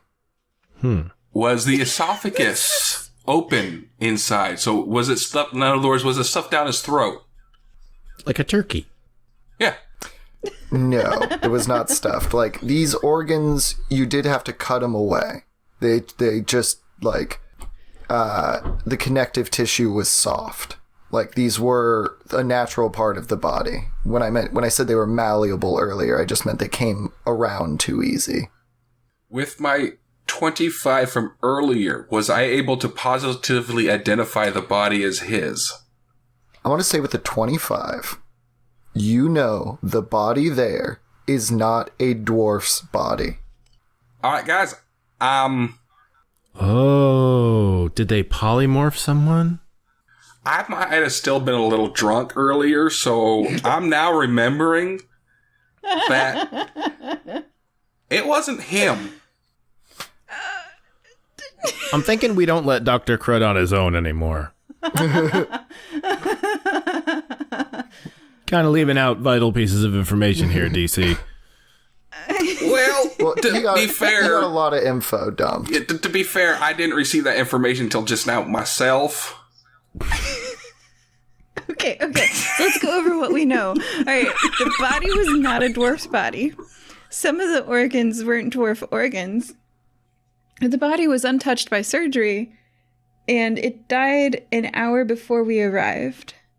It was a dwarf on the outside, so it was a dwarf's body, but you, like, with your 25 and sort of putting all these pieces together, the interior makeup is like, this is not a dwarf. This is something. It's a dwarf on the outside, not a dwarf on the inside. It's a dwarf on the outside, but gooey on the inside, like a elephant or something. Oh my gosh, I was going to use like a candy analogy, like a chocolate egg, like It's a Cadbury cream dwarf. Okay. Well then I feel bad that I just faked out Samantha. It didn't click until just now, so you didn't fake her out. I kind of flummoxed it up for you. Okay. So we have a messenger service that has been initiated by the air quotes death of a person magically when the person didn't die. I'm going back to that messenger service because it's how did we know? Like, who's? I know the DM is like, don't go there. I'm like, okay, all right. Oh no! It's a valid theory. It's just like, you know, it's the mystery of like, I know all the secrets, so sometimes my face betrays me. You need to go to the butler school to get better poker face training. Right. Listeners, he does have a very expressive face, listeners, so. Olive, Rollo. So the ghost was standing over his body. The ghost was in the kitchen going into the cellar. We need to get our happy butts into that cellar. Yes, we do. Good idea. Dr. Crud kicks open the cellar. Yeah. Cool. Could everyone just Roll initiative. Well, make a perception check, everyone, first. 7. Ew. 6. I am finally gifted with the high dice values. 25 for Olive. Olive, your crocodile eyes. You know from like when you're feeling lazy and you just like crocodile crawl around on your belly, like the tracks that dragging something very heavy leaves. As you like go to the trap door and like, you know, Dr. Crud's about to kick it open, you see like drag marks and your eyes sort of like go back and you see drag marks leading out of the kitchen, which is in the top right room, across the foyer into the sitting room. Not coming down the stairs like you would expect if the body was dragged from the master bedroom. There would be drag marks leading from the master bedroom down the stairs into the kitchen. This is just one line from the door of the sitting room leading into the trapdoor in the kitchen. You guys see me follow that smear trail across the ground from the sitting room into the door of the sitting room because there's a bunch of people in there, so not inside it. back to the cellar. So, like, I obviously share this information with you just by, like, bloodhounding it. Kick. Yeah. All right. Cellar or sitting room? Cellar. Cellar. Cellar. Okay. The tracks went into the cellar, right? Into the cellar, yes. Okay. So you kick open the door to the root cellar, and it's pretty standard. Drying things hanging from rafters. You see, like, kegs of wine fermenting. You also see big barrels of pickles. Hey, Olive, you got the drag marks. Can you follow them still? Sniff, sniff. With your 25, even in this dirty, dusty root cellar, you sniff, sniff, sniff, sniff, and then you get a whiff of something not cucumber being pickled. Oh. You are led to a barrel with its lid slightly ajar. Dr. Crud rips it open, as he's been ripping open a lot of things lately. You are met with the pickling corpse of a one Barrett Dillahunt. I found the real body. Autopsy time. We can get back to this autopsy in part 2, listeners. We were joined for this twisty-turny murder mystery with Olive. Oh my gosh! Dr. Crud. Whee! And Rollo. I'm so confused. Please leave us a review on your favorite podcast listening site so that we can get even more listeners. Yay! Yay. I love you all. Bye. We hope that you're enjoying this episode of the Fire Breathing Kittens podcast. Please leave us a review on iTunes.com. You can subscribe to receive new episodes through your podcast player or by visiting firebreathingkittenspodcast.com or finding us on YouTube. Can you think of someone who might enjoy this podcast? Please share it with them. We don't pay to advertise this show, so the only way we can grow is through the support of listeners like you. Thank you. You can find more adventures on Amazon.com in the bookstore, Fire Breathing Kittens, all one word, podcast. That's right, you can curl up with a good book based on one of our podcast episodes. The authors do a really great job of adapting them into fun novels. We also have official merchandise on Redbubble.com. Yes, that's right, you really can own a notepad with the Fire Breathing Kitten logo on the front. Or one of your favorite characters. Welcome back to the Fire Breathing Kittens. We are once again joined by Rollo. Howdy, folks. Dr. Crud. That was my line. And Olive. Howdy, folks. That was Dr. Crud's line. Everybody wants to be Dr. Crud. Well, you know who doesn't have any more lines? Barrett Dillahunt. Oh, too soon. Autopsy time. But how soon was it? We will find out during this autopsy. Dr. Crud, go ahead and roll up that medicine check. Yeah, Dr. Crud will pick up the barrel, dump him out, rip his clothes off, and roll the cookie surgery. Say your roll, but the first thing you would notice, he is not clothed. Somebody has already stolen his clothing. Oh, this guy's naked already. Saves me a little bit of trouble, but we might want to note that. That's going to be +8. That's going to be 22. No real greater mystery about this one. Died from a stab directly in the heart. Older man While he was once virile with many levels of commoner under his belt, age has sapped away his hit point pool, and unfortunately it was a death blow.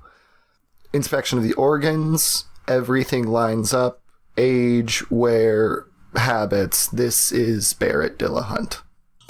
Time of death? About 30 minutes after he wrote in his dream journal. So approximately 3.5 hours ago. Or 4 now that, I guess, a half hour is gone. Yeah. And I recover 3 organs from him that I pocket. Cool. Do you collect organs? I use them in my medical practice. Ah. That's... Spare parts. You need spare parts. Did he have the tick box on his driver's license? Doesn't matter. He cannot object. It's an automatic opt-in system. You have to specify to opt out, like all good countries do. Ah, okay. Go Besides, Nickamoy. he can't object. Mm-hmm. He didn't opt out. All right. Italy has an opt-in automatically system, and it works incredibly better for the, like, we lose 4,000 American lives every year to liver donation, like the opposite of a surplus. What's that? Lack of livers. Deficit? For liver donation. Deficit. And you know it's not fatal to donate your liver, so you could just be donating your liver and saving 4,000 lives a year. And, like, anyway, so we should have an automatic opt-in system. I feel very passionate about this. So keep going. Dr. Crud, take those organs.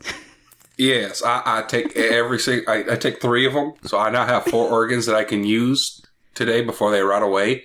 And I also leave this body the exact same way I left the other one, just splayed open. The best doctors do. Oh, you're such a mixed bag. I'm curious, is the doctor in Dr. Crud in quotes? No. It's not Dr. Crud, it's actual Dr. Crud. Okay, just yeah. He's just been hardened by years of compassion fatigue. Apparently. So yeah, you now have some new information for your detective journals. All right, guys. So we have the real rich guy dead in this barrel, naked, with a stab through the heart. Died 30 minutes after he wrote in his dream journal, which I have right here. And then he was stabbed in the heart, so there got to be blood somewhere. So we got to figure out where he was killed. Yes. And why there's a fake body upstairs that looks exactly like him. Yes. So from what I understand so far is he faked his own death, got his butler to hang up the fake body, and well, we also need to figure out who the hell that was. So there's been 2 murders. And then... Yes. So yeah, where's the blood stain? Oh, we know the motive now. The will. So, just hear me out for 1 second. The real Barrett Dillahunt was killed half an hour after he had a dream that he would, so 3.5 hours ago, by a murder, and then someone faked a suicide so that it would look like a suicide. So what would changing a murder to a suicide do for the will, and how does that person benefit? And that's our motive for the second murder, and we can rule out a person for the first murder. So we have to figure out what being a suicide would change. Lily. Well, I guess we're gonna have to listen to the will. It's Lily. Lily's the one who said she could always see him killing himself, and she's the one who's sleeping with his brother. I mean, she's a wonderful woman, but Clark told me not to trust her. So we should talk to... I think Lily did it. Lily did one of these murders. She wanted to make it look like a suicide. Well, they always do say that the first person you'll look at is the family member right next to him. The spouse. You want to bring her down here? No. Into the root cellar? Yeah. Definitely not. Why Maybe- not? Oh, maybe walking in and seeing that we found the body would Yeah. shock her into. We can confront her. Maybe no, Yeah. but if we ask her to come to the root cellar, she'll know that we know right away. Maybe we should bring the body into the kitchen. All right. Dr. Crud picks up the body, walks up the steps. So wouldn't that tip our hand? And with these kind of confrontations, you want to do a 1-2 punch, like to seal the deal that we know it was you. We have the proof, or we can fake it. Like all we really want is more information because we can't prove it was her, right? Who killed the second person, and we don't know why. What we should figure out is who was the second person who was killed. Upstairs. Yes. Yeah. The not dwarf. The not dwarf. So the organs that you got were from a different race. So we can rule out that so it was, how many kids did this guy have? And are any of them missing? Are any of the servants missing? Actually, that's what we should figure out is who is the killed person. Because Lily killed him, right? But who are they? Would my medical expertise allow me to identify what race the organs came from? I'll give you a nature check at advantage. Okay, I'll take that. It's not as good as my medicine check, though. All right, nature. Where's nature? Oh, it's actually only one less than my... I forgot that I got proficiency in that. So, 24. These are the organs of a shapeshifter. That is why they look so odd and cartoonish, because they are designed to change shape into whatever sort of new body they need to fit. Shapeshifter? A changeling, doppelganger, something of that nature. You just see Dr. Crud's face go dark. Uh-oh. Shapeshifter. How you doing over there, Dr. Crud? Dr. Crud, we need to go back to that body. We need to take it to a necromancer. And I need to question this body. Hey, Rollo, Dr. Crud went to a real dark place. Dr. Crud, buddy. Yeah, yes. We're your friends, and we care about you. And Thank you. I just wanted to know if you were okay, because I'm getting a read, let's call it, that maybe you're not okay. And I don't want you to go and do anything rash. Do you want to talk about it? I just want to question that dead body. How's that rash? That seems unreasonable. Oh no. Olive finally realizes as she's lifting an ornately carved pineapple to her mouth to taste it, and it's not meat, so she's making a puckering face, and that's when she remembers Dr. Crud feeding Jenny, his daughter. And her crocodile eyes widen, and she looks right at Dr. Crud III, and she says, Dr. Crud III, where's Jenny? We need to question the dead changeling so we can find out. Oh no. He's had a break, Rollo. Oh no. So, okay. yeah, you can send one of the couriers or call for a courier to call for a necromancer, so you don't have to leave the scene, so to speak. But I'll say with Oh no, we're not actually doing it. Dr. Crud III is just... The body ain't going anywhere. We can take it over to the necromancy anytime. yeah, and necromancers, you probably only need the head. I have a question. If I have a head to collect. All right, while he bone saws that head off, again, this is questionable, but anyway, as he does that, I just have a rules question. So, would I know if Dieter would know if I walked in and I had cast greater invisibility upon myself? Does that give off a magic aura that he's picking up on, or did he just know that I was casting a spell?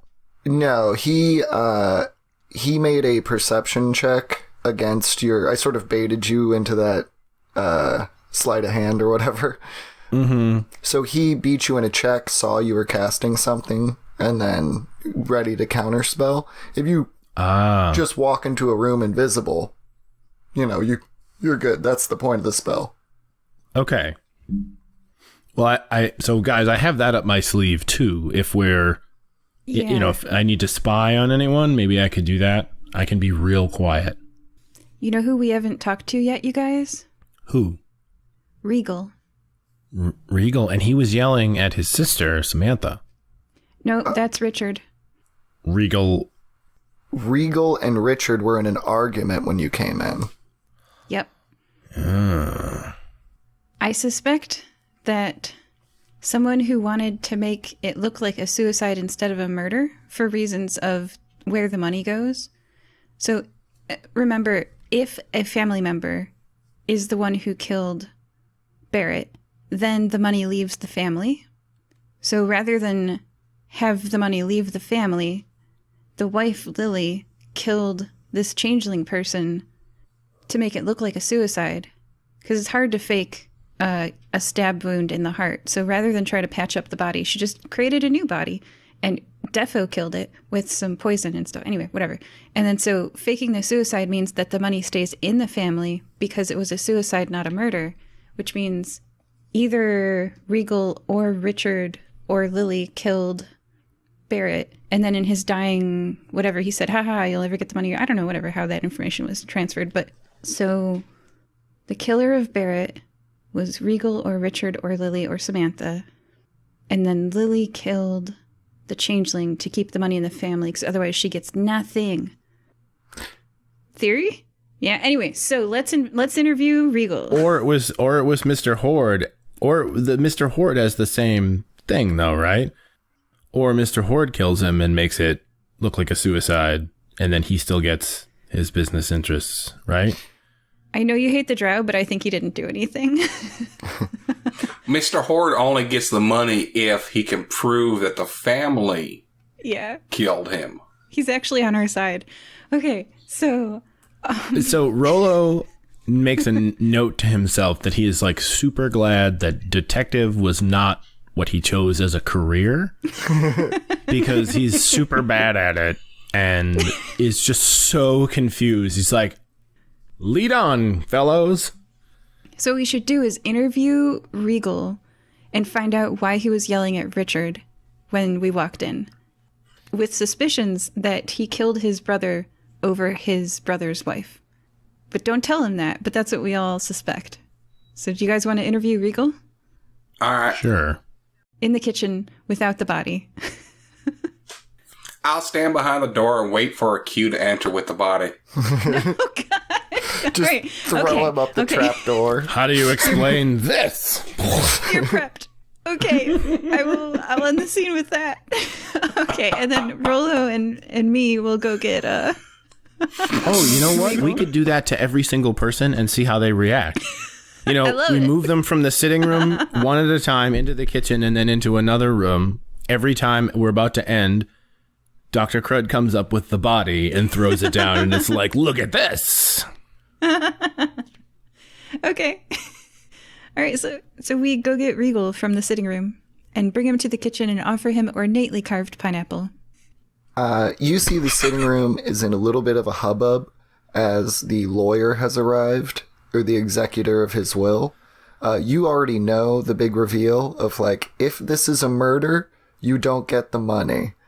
And you see Regal, Richard, like, everyone, pretty much except Samantha and Mr. Horde, are, like, pretty upset and like, this is preposterous. He can't make last minute changes and expect them to be held true. And, but you guys know, like, you already know this stuff.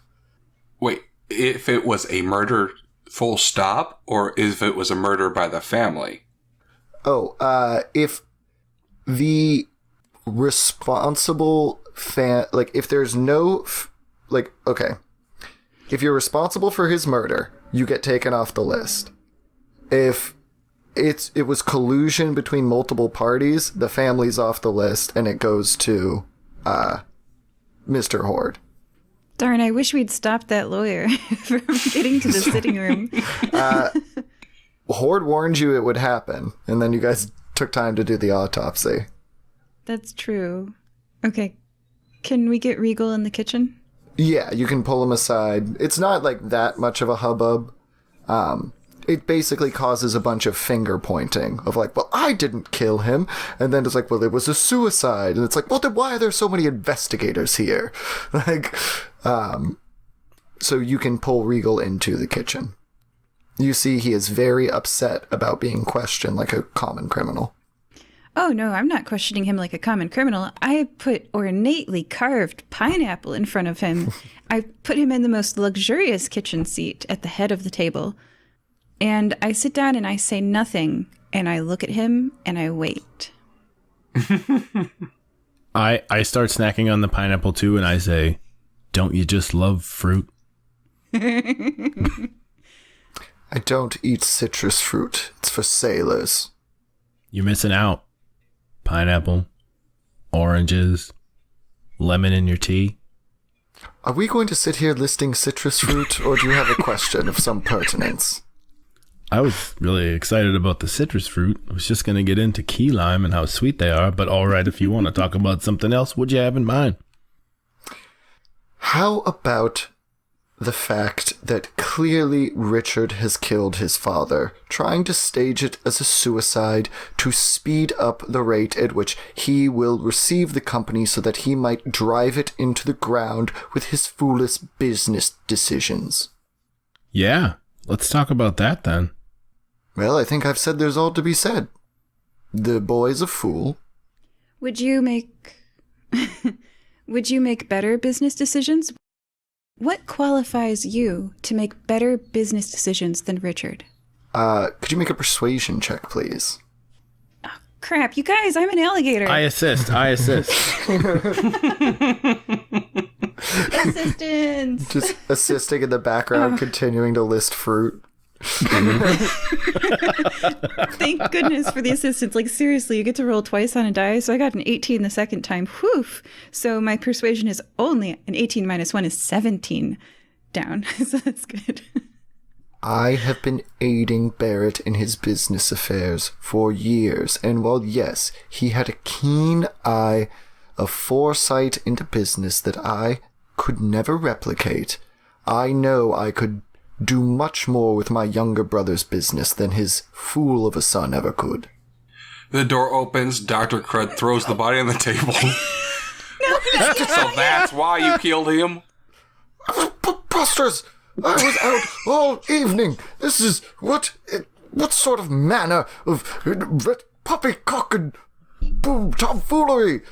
I accuse you of tomfoolery, sir. And he gets up and starts huffing out of the room. Dr. Crud grabs him and throws him back in his chair. I didn't say you can go. Oh, dang. You lay hands on me in my ancestral home? I just did, yes. You have the wrong person. I have an alibi. I was playing pinochle all evening with my compatriots down at the card club. Names? He gives you a list of names. I can't think of 4 fantasy pinochle players off the top of my head. Sending Was that at numbers. the Fantasy Pinochle Guild? Yeah. Is that where you were? The FPG? Olive points to the body and says, he didn't die last night. Oh. J'accuse you. He looks caught. Deer in headlights, kinda? If he looks caught, Dr. Crud is going to roll a persuasion. Spell it. That's a nat 20. 24. Well, you see, he was caught in a way that he misspoke. I had nothing to do with the murder. What Lily decided to do with that cursed cravat was her own business. What cravat? The cravat that was used to kill him. I never said it was a cravat. And what is a cravat? It's like a very short necktie. Dr. Crud, you think back to that 25 that you got when you were first examining the corpse. It indeed suffered perimortem strangulation. Yeah, the lacerations, right? Well, those were small cuts, but like he also had like like the purple marks on his neck, like he was like hung, or as you can probably are putting together now, choked by a magic cravat. Garroted by a cravat. Yes, a garrote with a cravat. Cravated? The cravat of garroting. So, so when he mentions Lily, I sort of hop up onto the table and I say, "Oh yes, the widow. And how long have you two been sleeping together?" Like, I'll continue on that last nat 20, and she came on to me a number of years ago, and I have done my best to push her away, but her affections will not be spurned. She must have gone absolutely mad with lust over me and decided to end her husband's life. So how do you know that she garroted with a cravat?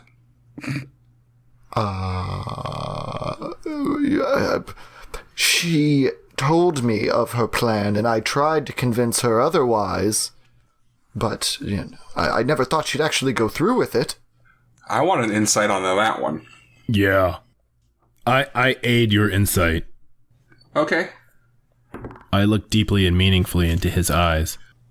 That's going to be a 16. Yeah, you don't know entirely how deep he is connected to this, but he's clearly trying to throw her under the bus for the whole thing right now. Dr. Crud makes his brother look at him. You want to try that again? As he's doing that, so the giant elephant is like making him look at and the tiny halfling comes up and grabs him by the scruff of the neck and tries to intimidate him into spilling his guts. Forcing his head closer to the ornately carved pineapple. I'm sorry.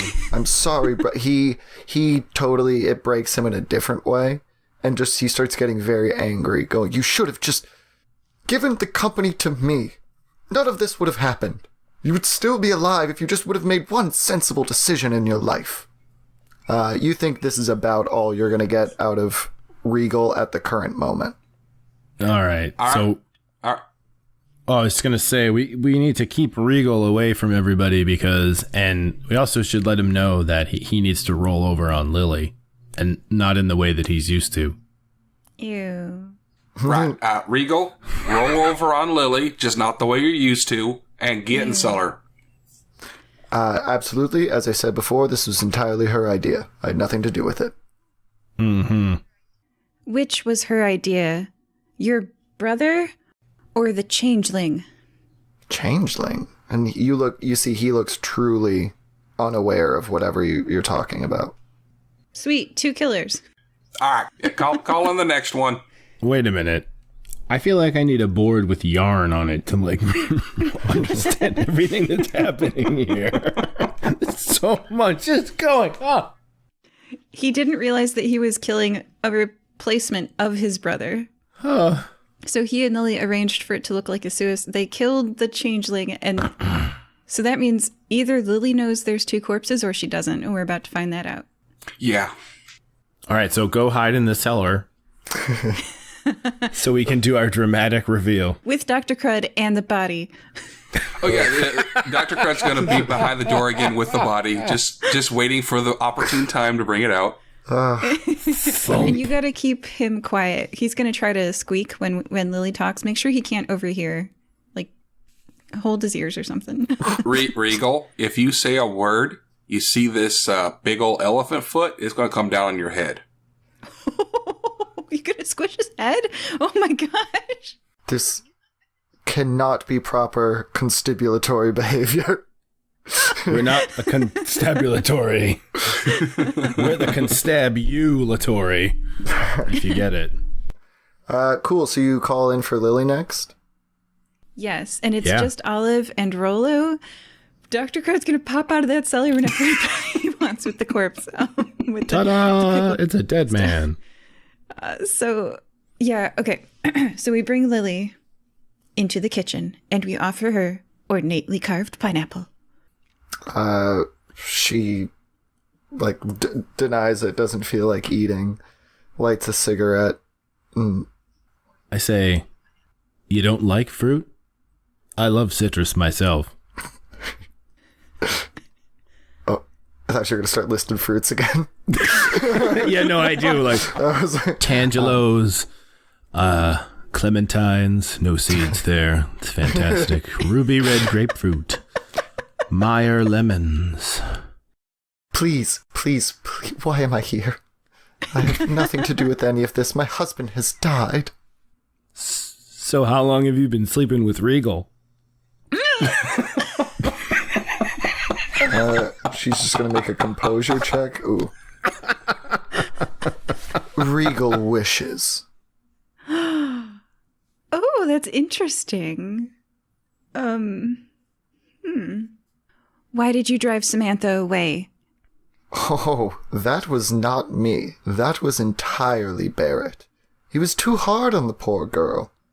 Not all of us can be so in tune with the future sight like he can. Like Richard is? Oh, no. Richard's a human. He has none of the dwarven insight. Why is he here? Is he blood related to his father?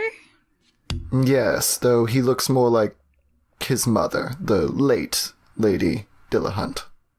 Oh, got it. That's right. No such thing as a half-dwarf. Oh, that's sad. And he didn't get the sight. Oh, I feel bad. Okay, all right, but continuing. Okay, so then with the only possible heir living far away and with Richard lacking the sight, what were your husband's plans for the future of the company after he was gone? Oh, he still would have passed it to Richard, much to Regal's anger. He was constantly shouting at Barrett. I mean, I wouldn't be surprised now that there's rumors of murder going around if it wasn't Regal that did it. The door opens, Dr. Crud comes in with the body, puts it on the table. They're not rumors. She looks shocked.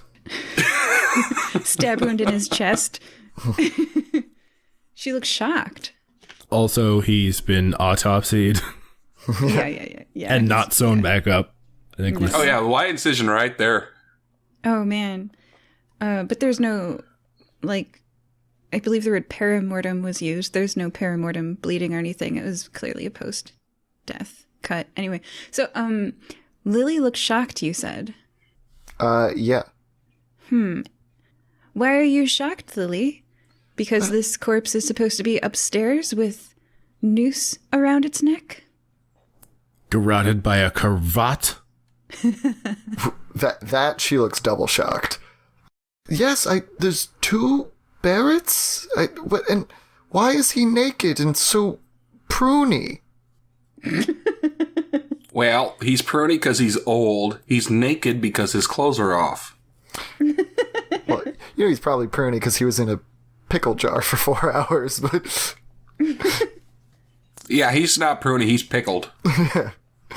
I don't understand. So, who did you kill upstairs? I didn't kill anyone. The last time I saw, my husband, Barrett, he was in bed, and I left a present for him on his nightstand. The poison? No, it was a little neckerchief that his brother had purchased for me to give to him. Mm-hmm. Dr. Crud slams his hand down on the table. Liar, tell me the truth. Give me an intimidate.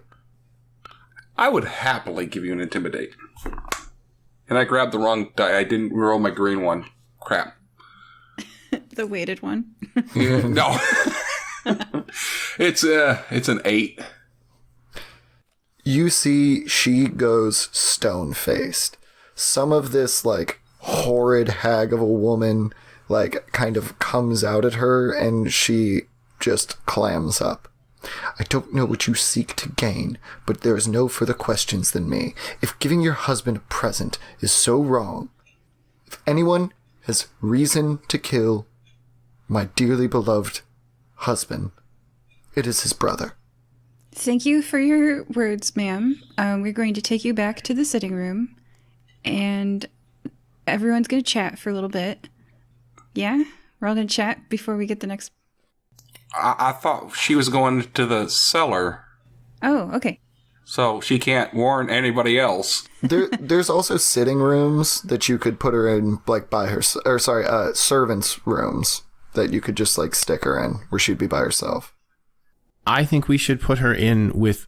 So I whisper quietly to my friends, I think we should put her in the room with Regal, and I'll be invisible in the room and listen. Yes! I will help with shutting the door. Okay. What? He's in the cellar, so... Yeah, we're going to put her in this... Ma'am, could you please wait for us in the cellar? It is a secure location, and we can guarantee your safety there while we continue the investigation. There's a killer on the loose, you know. All right. Probably you. What? No. No, I didn't say that. Okay. So, and then as I close the door on her going into the cellar with Regal, I totes let Rollo in. All right. So I cast greater invisibility on myself. Cool. So Rollo, you sneak down behind, and you see, like, a few moments pass as they, like, are looking at each other, and then Lily runs to him. Regal embraces her in his arms. She goes, I'm so sorry. They seem to know exactly what happened. He says, it's all right. It's all right. I'm sure we can get a barrister to help defend us, but they were speaking of poison. I don't know, maybe we could fight for attempted murder. If Richard really did kill him, if someone else attempted to kill Barrett last night, then we might be okay. She goes, I sold you out. He goes, it's okay, I sold you out too. And you watch two terrible people in love. Could I do, like, a performance check to see if I can pretend that I'm the ghost of Barrett and spook them? Do you have the, I have a magic cape that adds to my performance rolls, actually. Well, I'll allow you to do it, but keep in mind you don't know what Barrett sounds like. Well, you don't know what dead people sound like. They might sound different. Good point. So can't argue with that. I make my voice incredibly raspy sounding, so it sounds like I'm coming from beyond the grave. And I make a performance check, and I got an 18, and that's before even, like, I think I got like +6 from that cape, so yeah. Yeah, so I guess, Regal and Lily shriek, and Lily goes, that drunken chef was right, there is a spirit. And I'm trying to think what I could say to get them to, I know it was you, Lily. I'm sorry, I didn't, you never loved me like you loved her. That's 'cause you're a bitch. Whoa. She just breaks down crying. Regal starts, like, stepping up and being like, and you're a sorry excuse for a brother. Oh, hearing that from you, Barrett. Such irony. I'm glad you're dead. I really have no exit plan from this because I don't want to just open the door as an invisible person. So softly tapping at the, like, hey, let me up. Yeah, like I sort of, like, quietly scratch at the door, like, hoping that they'll... I was waiting for this, so I open it. Cool. Okay, good. Dr. Crud takes his place behind the door with the body. Reload. Can you just chat with us for a little bit before you reload the body thing? Okay. So, all right. Okay. But then you can go back to So, all right. So let's just recap stuff we've learned. Okay. Lily didn't know about the spirit. Lily definitely was banging Regal. Probably banging right now during our discussion. Oh, no. Oh. Lily was shocked that there were 2 Barretts. So she didn't kill the original, or she didn't kill the second one because of the death of the first one. And then I think I may have a piece of the puzzle here, guys. If nobody knew that there was a changeling replacing Barrett, it's possible the changeling killed Barrett to take his place. But who does the changeling work for? The HHO. The HHO. Is that something that Rollo knows about? Yeah, because our boss, Mulisag, remember, he's been out of commission because he was unconscious for 3 months because the changeling took his place. Oh, no, I missed that in the meeting. That's why we've been taking the messages for him, because he's recovering. Gotcha. Okay. The HHO. All right. So then it's possible that Samantha and Richard, the children, are just innocent bystanders, that the changeling killed their father, and then just in the worst timing ever, Lily and Regal also tried to kill their father, accidentally killing the changeling, which would make, unfortunately, my favorite person, Blythe Horde, not inherit the money. Because it would go to Richard. But honestly, I feel like that's some femma discrimination against the daughter Samantha. Like, at least she partially inherited the gift. I think he's kind of a Well, they're estranged. dick. Well, Yeah, I'm judging this guy. Barrett was not cool. He should have given. I agree with Regal that he was sending the company to the wrong person. Like, if insider trading was what they were doing, so you really need divination for that. So at least Samantha could have been like trained in it. So anyway, I also agree that Barrett was a jerk, and I will take his 20,000 gold. he is a jerk. Samantha explained they became estranged because she's really bad at divining. So he, like... But like, Richard can't do it at all. Like, so what is that? That's just like, well, at least you're a boy. You get a penis, you get the company. Good birth. Well, no, it was the bad divining plus the fights that were caused by it. So he was basically like, you're not getting this company, you're a bad diviner. And she's like, fine, Dad, I don't even want the company anyway. I'm going to go live on a mountain. Okay, that's also bad. Yeah, all right. Yeah, it's bad for just a slightly different reason. Yeah. This whole family's messed up. Yeah, that's what you get when the patriarch can see the future. It's some interesting stuff. There's only one problem I see with it, with the HHO, because every time they've taken someone, they haven't killed them. They've just stored them in coffins. That does seem to have been the decision of the changeling who was dispensed to the situation. I know that Yul Shevchenko, based upon our... when I was recently... I don't know if actually... Have I run afoul of Yul? I don't remember. DM and player knowledge mingling. So some changelings prefer to incapacitate their victim in some... Like that time that I took over Mallory the Victorious's role. And others will just straight up kill them. Yeah. So it depends on the changeling. So we got lucky. Well, Dr. Crud, do you want to take another look at that knife wound? Sure. I mean, you are carrying the heart in your hands. So it's easy to just... Yeah. What do you... Another medical? Medicine? Yeah. Or insight... Or investigation. Oh, no. Definitely medicine. Okay. Definitely medicine. He's like, I have one skill. Let me use it. Exactly.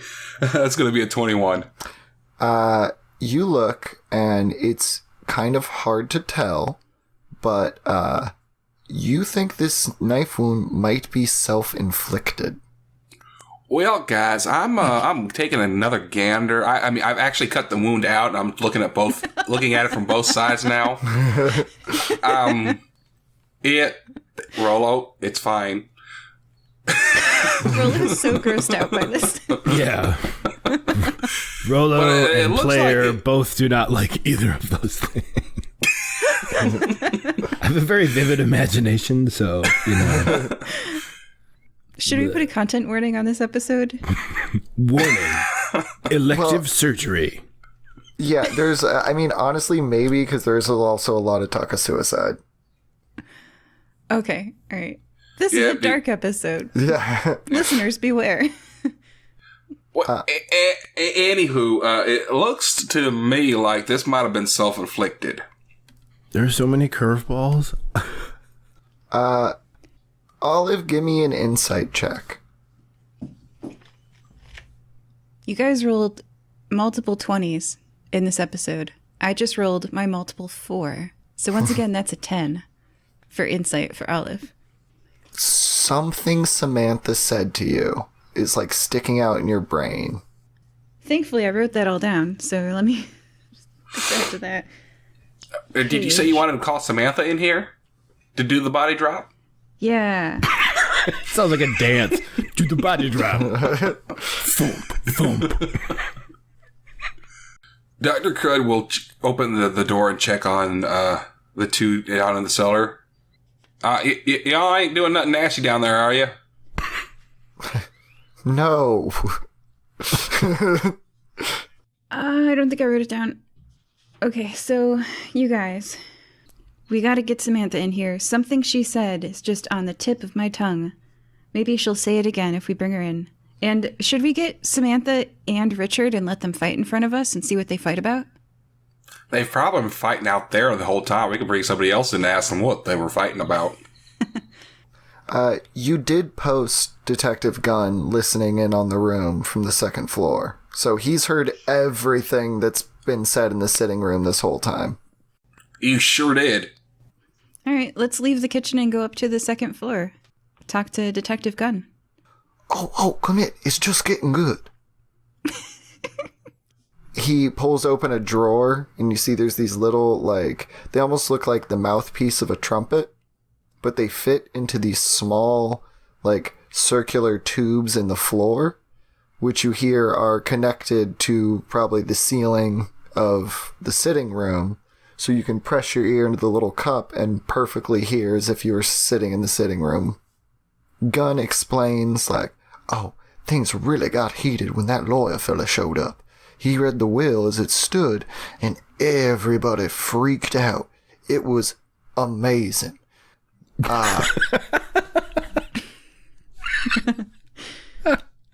Amazing. Regal and Richard hate each other. And also, I'm not sure, but I think that Lily and Regal are sleeping together. Oh, that's 100% confirmed. We confirmed that. I knew it. I saw them. Excellent. Oh, no. Okay. We'll circle back to that later, my friend. Not actually.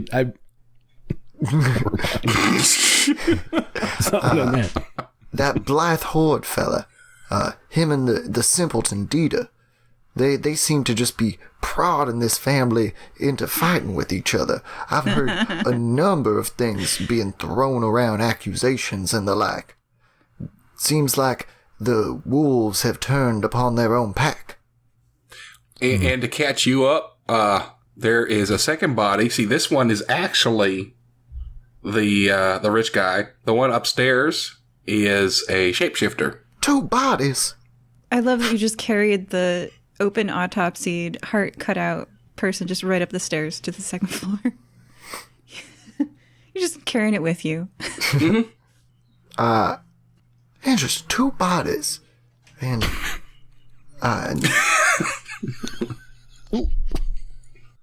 Matthias, what did you overhear Samantha and Richard fighting about? she seems a real quiet girl, but that Richard has a nasty tongue on him. Kept accusing her of abandoning the family. And also seems to really be insulting her magical ability, which seems a funny thing. So Richard probably can divine. That's a good question. Let's talk to Richard and find out, because based on everything else we've heard, he can't. So how dare he insult her magical ability when he has flat none? So let's talk to him in the kitchen. Give him some pineapple. Are we going to body drop him? Yeah. Absolutely. All right. Everybody's getting body dropped. Everybody Yes. do the body drop. Cool. The official so, FBK dance. Everybody lift up a corpse. Then throw that corpse on the ground. Hey, that's what he's paying us for. Shake those hips. Drop that body. Take out the heart. Take out the heart. Oh, God. Side to the left. Side to the right. I'm just picturing so much. Everybody clap his hands. Clap, clap, clap, clap. And the whole time it's just covered in gore. We're clapping the corpse's hands. Yeah. Oh, God. Okay, music video to the body dropping when? Okay. So Dr. Crud is set up behind the door in the root cellar with the body. Rollo and Olive are in the kitchen feeding ornately sliced pineapple to the arguing siblings Samantha and Richard. Dr. Crud turns down the steps. Now you all be quiet. I need to listen for the opportune time to drop this body. Yes, we respect your body drops. You're getting pretty good at them. So you invite Richard alone or Richard and Samantha? Both, to see Okay. what they argue about. So they're quiet for a moment, and like you see, like it's basically an unlit fuse. Like you just have to say one thing and something will happen. Do you like citrus fruit? And I start to cut open a lemon. Very deliberately. You see that like Samantha was about to reach out, like you were gonna offer her a piece of fruit, and then sees you're just cutting a lemon and kind of like sinks back into her chair. So neither of you will be getting the company. That's Samantha goes, that's fine. And then Richard like stands up and goes, why? I'm the inheritor. He killed himself. Or if that's not true, then my wicked stepmother and evil uncle have conspired in a fairy tale manner to steal my kingdom from me. And now the prodigal daughter returns the morning of our father's death. Oh, just what, for a visit? Or can you can see the future now? And then what? So you're coming back for the company? And she just goes, Richard, I don't want the company. You know, I can't do magic like father could. I couldn't run it if I wanted to. And, you know, whatever. You're the one who's supposed to run it anyway. And he just keeps in on her with, like, very repetitive, you know, just, like, familial fighting stuff. Oh, I grab him and I say, can you see the future? Because did you see this coming? And I point at the door where Dr. Crud is. Nothing happens. That we'd have a root cellar? Did you see this coming? I don't know what this is. But really, can you see the future, Richard? No, but I've spent years readying myself for the day when I would be in charge, and I have a consortium of other, albeit lesser, future seers that I will outsource my future sights to. Dr. Crud opens the door. Well, did they see this coming? Slams the body down on the table. Rollo is just like, what the hell, man? Where were you? I couldn't hear you over the sounds of them making out down there. Ew. So Richard, like, shouts and then vomits, and Samantha faints. Yeah, we kind of did just traumatize that poor girl for no reason, didn't we? Someone's clearly not involved. You're going to be having nightmares about this. Hey, Dr. Crud, you want to set that down for a second? Oh, it's on the table. It's down. Okay.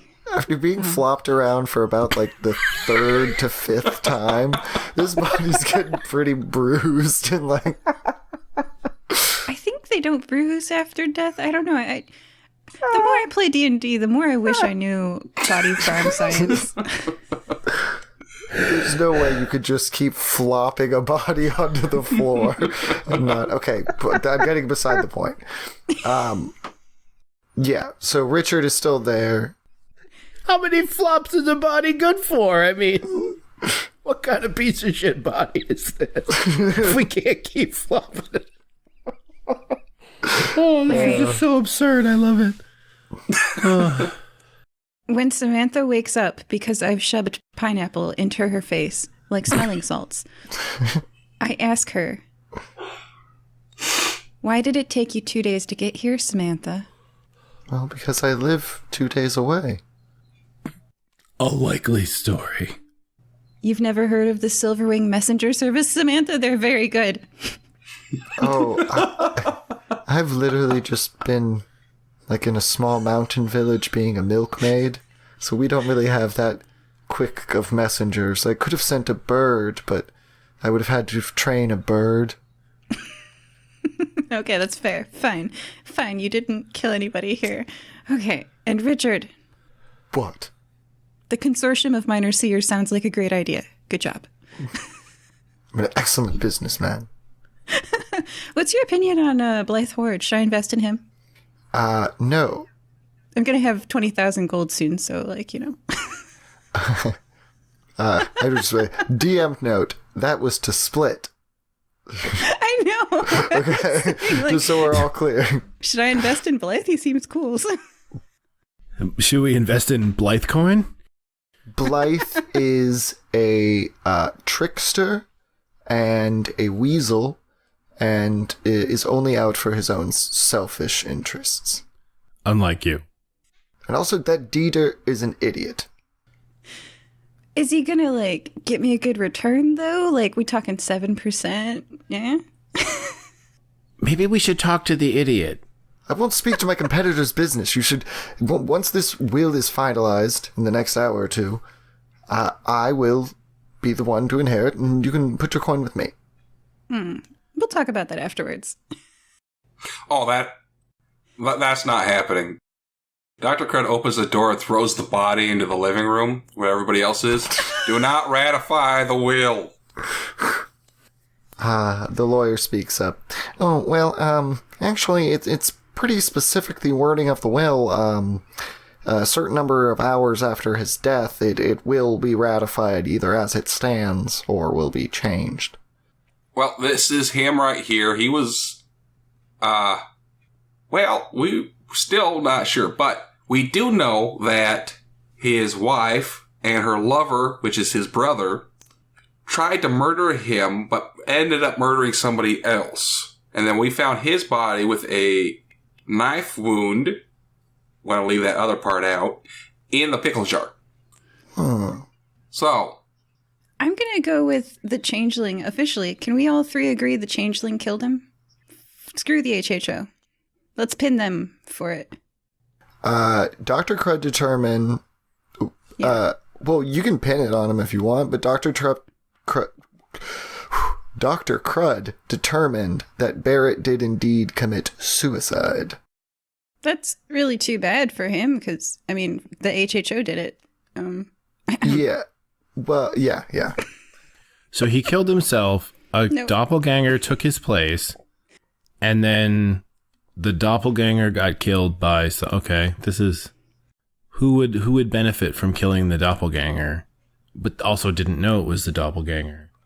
The wife and brother killed the doppelganger thinking that it was the original, and the doppelganger was stepping in at the right time, probably having observed the house for a really long time, saw him die, stepped in, filled the role. What a great opportunity for him. Didn't realize he was about to get murdered by the brother and the wife. Like minutes later, too. Like, really? What a poorly timed... that poor doppelganger. Anyway, but Dr. Crud III and Rollo and Olive discuss before he flings the door open that because Jenny is missing, because the HHO took her, the more people who are out to get the HHO, the faster they get apprehended. So out of an interest to save Jenny, we're going to blame this murder on the changeling who worked for the HHO so that more people are out for the HHO, which will save Jenny faster. I said what she said. It was the changeling who killed him. And then it was the family who killed the changeling, specifically the brother and the wife. So have fun with that, Mr. Lawyer. You see, Matthias Gunn enters the room. Says, well, I understand that this wraps it all up in a neat little bow, but I have one question. Only one? Who poisoned the changeling? You did. I assure you I did not. See, I wonder... The chef.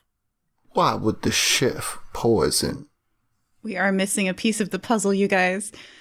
The tea was unattended in the sitting room, so it could have been Blythe Horde or the guru Dieter von Reichenbach.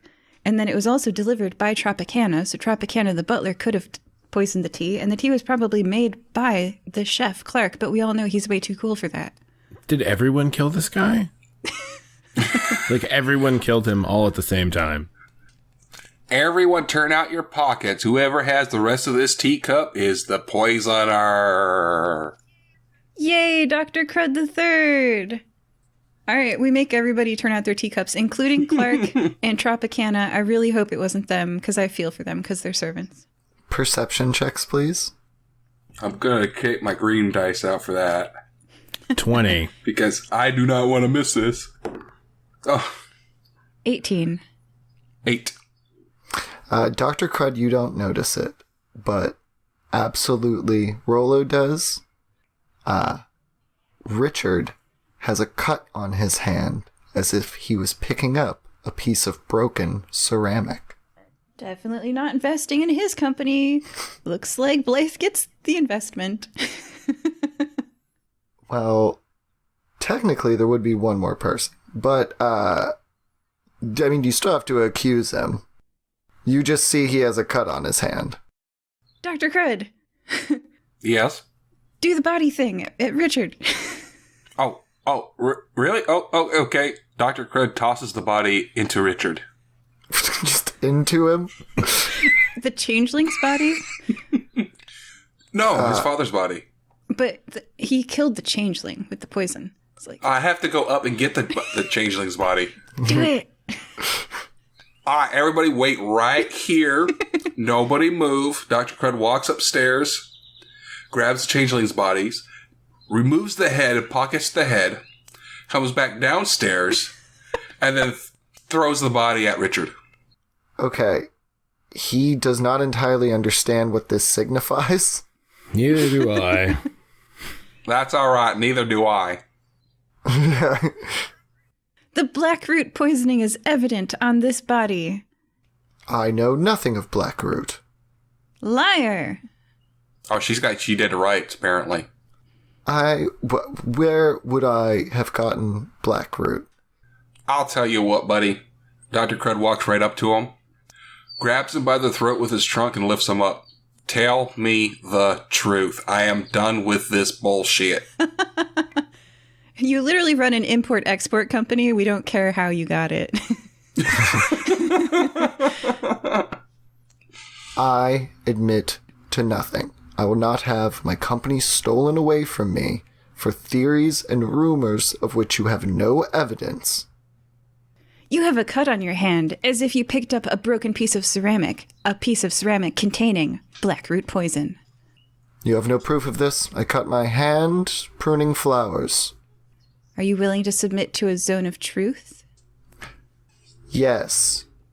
Matthias! You're an actual detective. I'm sure you have this spell.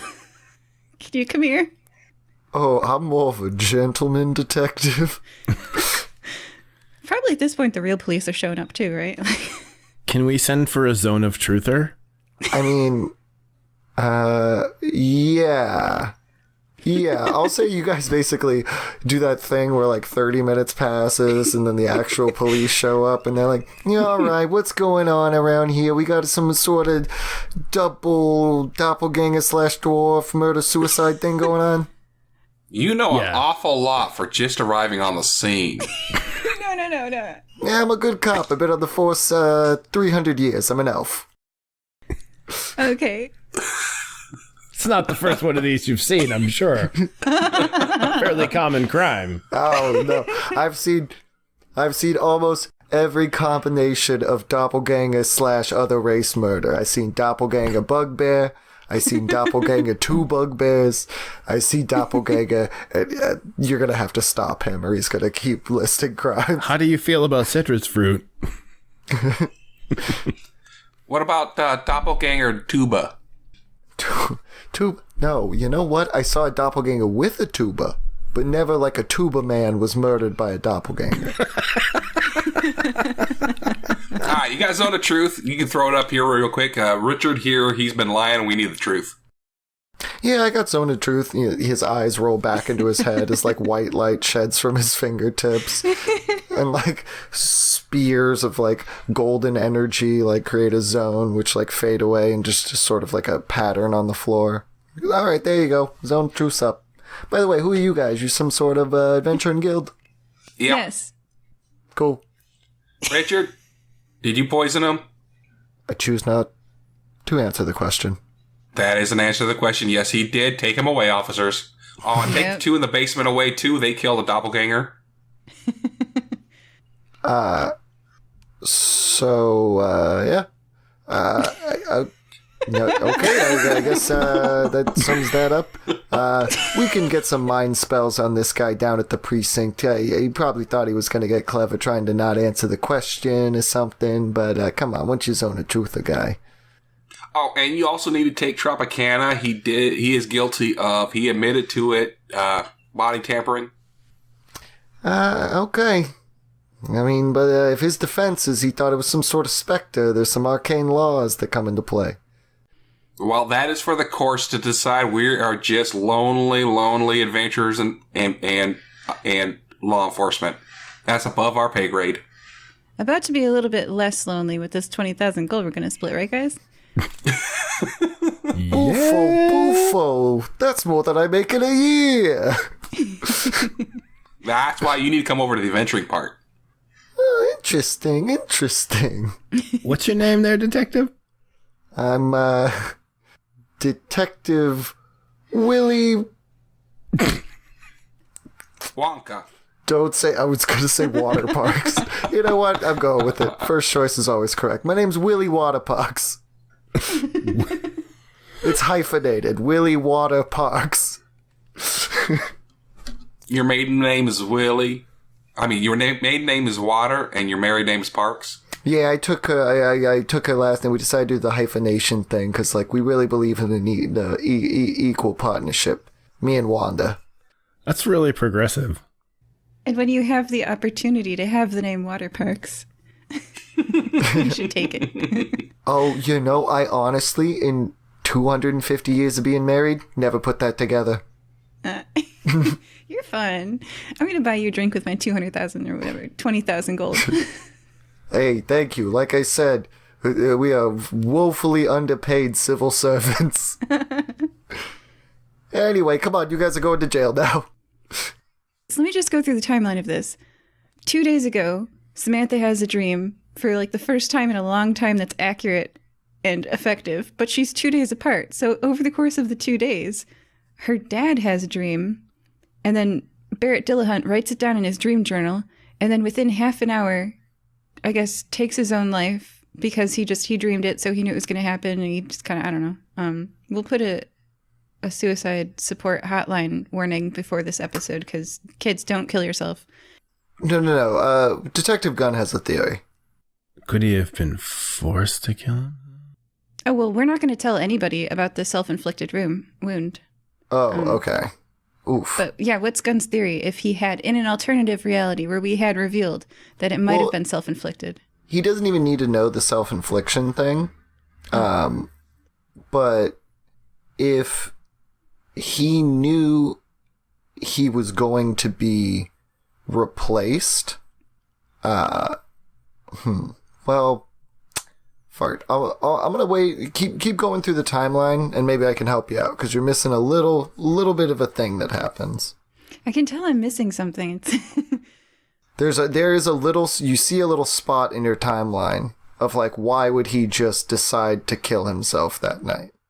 Yeah, within a half an hour of the dream, right? So anyway, so he's dead with the heart wound from the knife.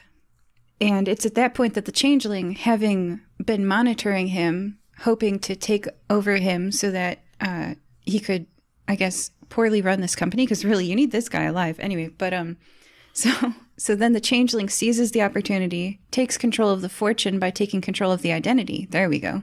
You don't need to run the company. You just need to be able to write some checks. So it takes over the identity, goes to meet a person who, oh yeah, in that half hour, he called for Blythe Horde and Dieter von Riekenbach to come. So he answers takes over the identity, answers the knock at the door, says, Blythe, who are you? Blythe gets offended. Tropicana brings in tea, sees that they're arguing, leaves the tea. Blythe yells at Changeling not Barrett. Changeling not Barrett takes the tea in the bedroom. The son has slipped in the tea at some point. Maybe he goes and visits his dad in the bedroom. Dad drinks the tea. Dad gets poisoned. Wife, seeing blood coming from the ears and magical burns around the ears, doesn't help cure the poison, but instead Garrett cravats him with Regal's help. Leaves the body there. Spectre, ? And then Tropicana hangs it up? We're missing a bit of the puzzle. You are so close, though. Oh. Just tell me. It's the end of the adventure. I want to know. Yeah, I mean, we. I will say with this, let me get one last round of investigation checks. And this will just be everyone looking at the timeline and trying to piece together. Because you pretty much could figure it out with what you've said so far. Dr. Crud is too busy putting the body back in the barrel. Back in the barrel? I got a 15. 5. All right, Rollo. You hear all this laid out in front of you. Mm-hmm. If the changeling had been monitoring him for a while, he would have known about Mr. Horde. Oh, good point. So, what's the best way to stop your life from being taken over if you know someone's about to take over your life? Kill yourself. Especially if you know that you're in a house full of vipers who already kind of all want you dead. Then add in prophetic vision of like, this is all coming to a head, and the personality of a man who controls everything around him with an iron grip. The theory comes to you that he did in fact commit suicide to screw over the doppelganger who was about to start watching him.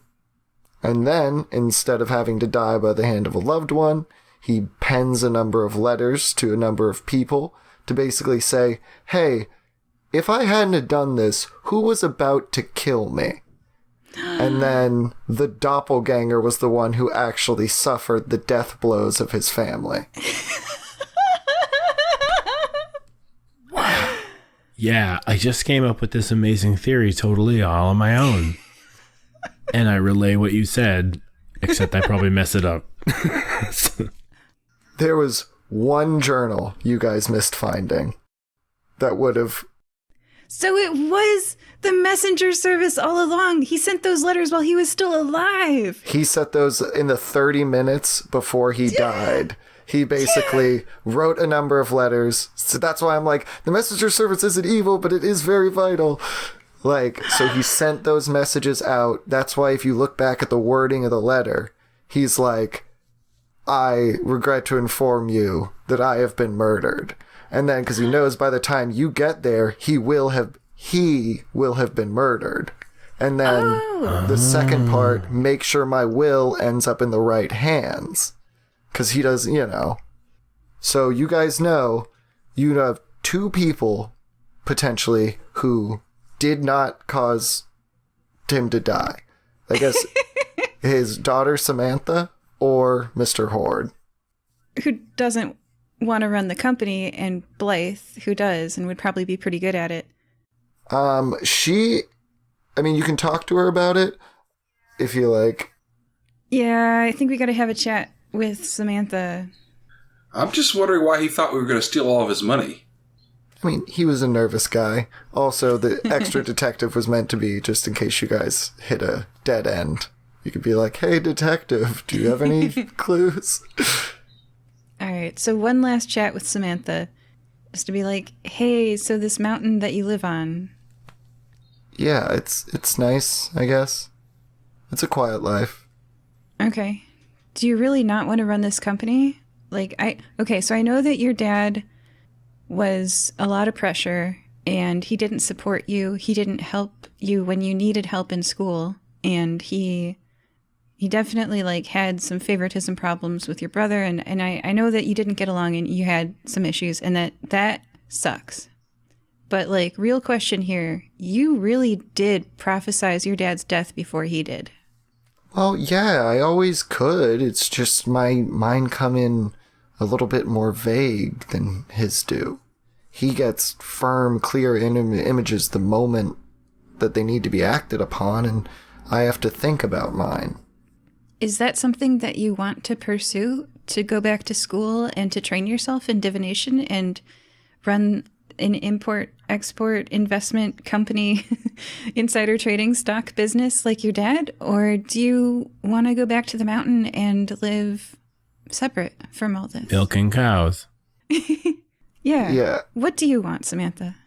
I don't know. I feel sort of bad that, I'm leaving my family's company in the hands of his biggest business rival. But, at the same time, I don't know. I'd get to be rich again. That would be pretty cool. But, what if I mess it up? I don't know. Well, Samantha, there's a third option here.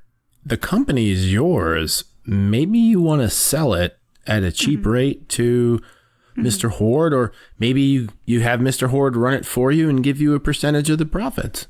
And then you get a nice cushy life. You don't have to think about running a company, and, you're part of the 1% again. I'm sure Mr. Horde would be amenable, but... There's also a fourth option. As revenge, you can just run it into the ground. Well, no, Dr. Crud. That's the thing I'm struggling against, is I feel bad getting rid of my family's legacy like this. Well, there's also all the people who work for the company that you would just be totally screwing over for that. I really think that Rollo's idea of perhaps you remain the titular head of the company, but you bring Blythe Horde on board to run it and to make a large amount of profit from it with you, and together you would maintain the name, and maybe your children one day would inherit the gift like your dad and could inherit from Mr. Horde, and you could get some really ironclad legal work saying that this is definitely what happens and that Horde can't change it. Yeah, that's kind of exactly what I'm worried about. But I understand it was in my father's wishes that you be the ones to decide, and I will respect your... Yeah, I will be happy either way. I'll let you know that. Meanwhile... I think that's a great idea. We'll go get Beans to go ahead and put all the paperwork together for him. For her. But if we get to decide, can we just have the company then? Oh, gosh. That is exactly why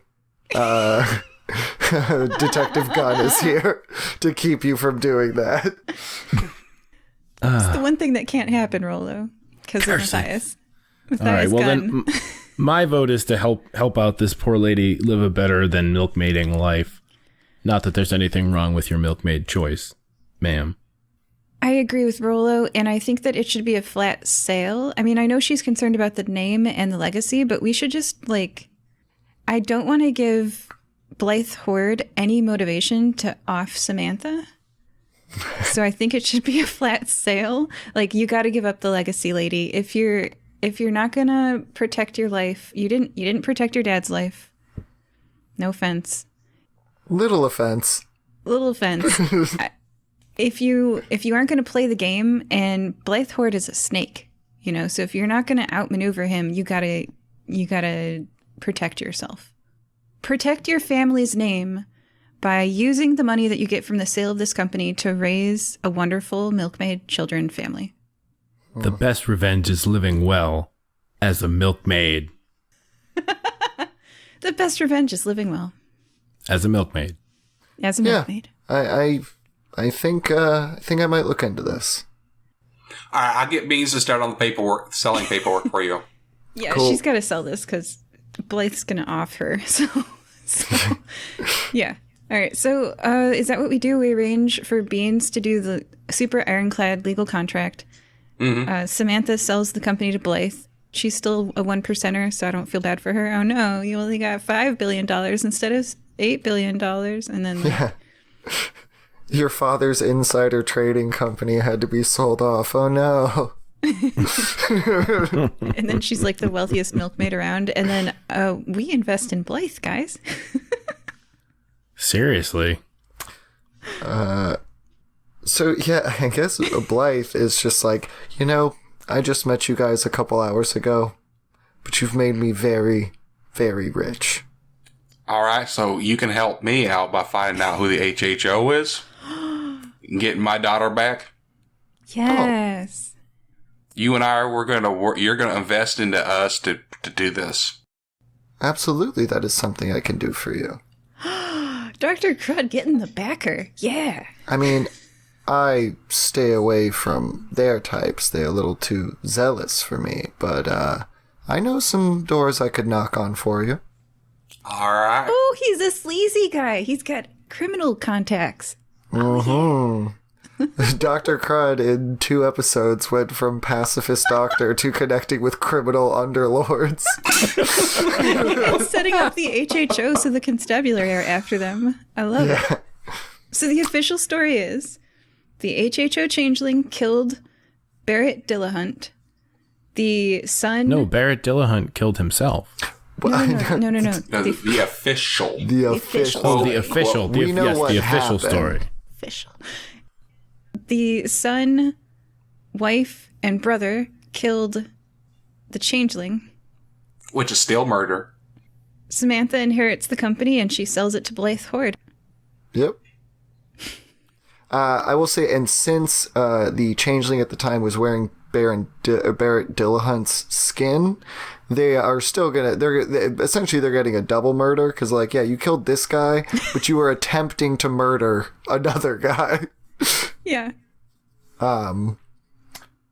So, yeah, that pretty much wraps it up this week for Fire Breathing Kittens. I get Dieter's contact information before we all leave because he seemed pretty cool and we would get along. So.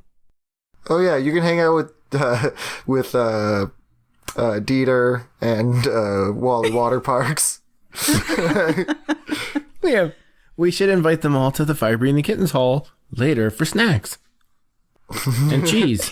You went from this drow definitely did it to let's have snacks. Well, I mean, he's a drow. I mean, I mean, yes, he is still a really, really bad guy. They're evil. They kill people all the time. They're bad. He's so cool. Yeah. He does have the Morpheus sunglass thing, which is pretty neat. So Yeah. Any final actions from our players? Split the 20,000 evenly? yeah, $6,666 a pop. I'll take it. Gold. Good day, guys. Yeah. Cool. And that concludes this episode of Fire Breathing Kittens. Thank you for listening, as always. We were joined by, this week, Rollo. Thanks, everybody. And don't forget to leave us a review on your favorite podcast source. Olive. What fun! Thank you for a great game. And Dr. Crud. I'm taking the HHO down. Bye-bye. Bye. Bye, everybody. And remember, suicide is no joke. Yeah, we're gonna leave a little, it wasn't really suicide, though. It was making sure his family got taken down with the changeling, because he was gonna die anyway.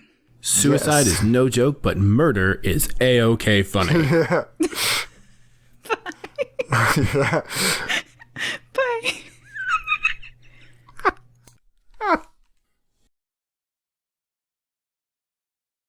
If you're interested in listening to in-depth interviews with actors, producers, musicians, authors, athletes, people of faith, and more, check out the new podcast entitled The Coriolis Effect with Corey Oliver. You may have seen Corey in Basketball, God's Not Dead, Book of Esther, and Beverly Hills Pawn on the Reels Network. Corey and her producer Bob have interviewed guests like Jack Wagner from General Hospital and Melrose Place, Frank Stallone from Rocky and Staying Alive, Maria Whitesell of Fox News, and Burt Ward, the original Robin from Batman. New episodes of The Coriolis Effect are released every Tuesday and Thursday on all major podcast platforms, and also a video version is uploaded on YouTube. Watch or listen to The Coriolis Effect with Corey Oliver. Creatures Unnatural, a supernatural podcast.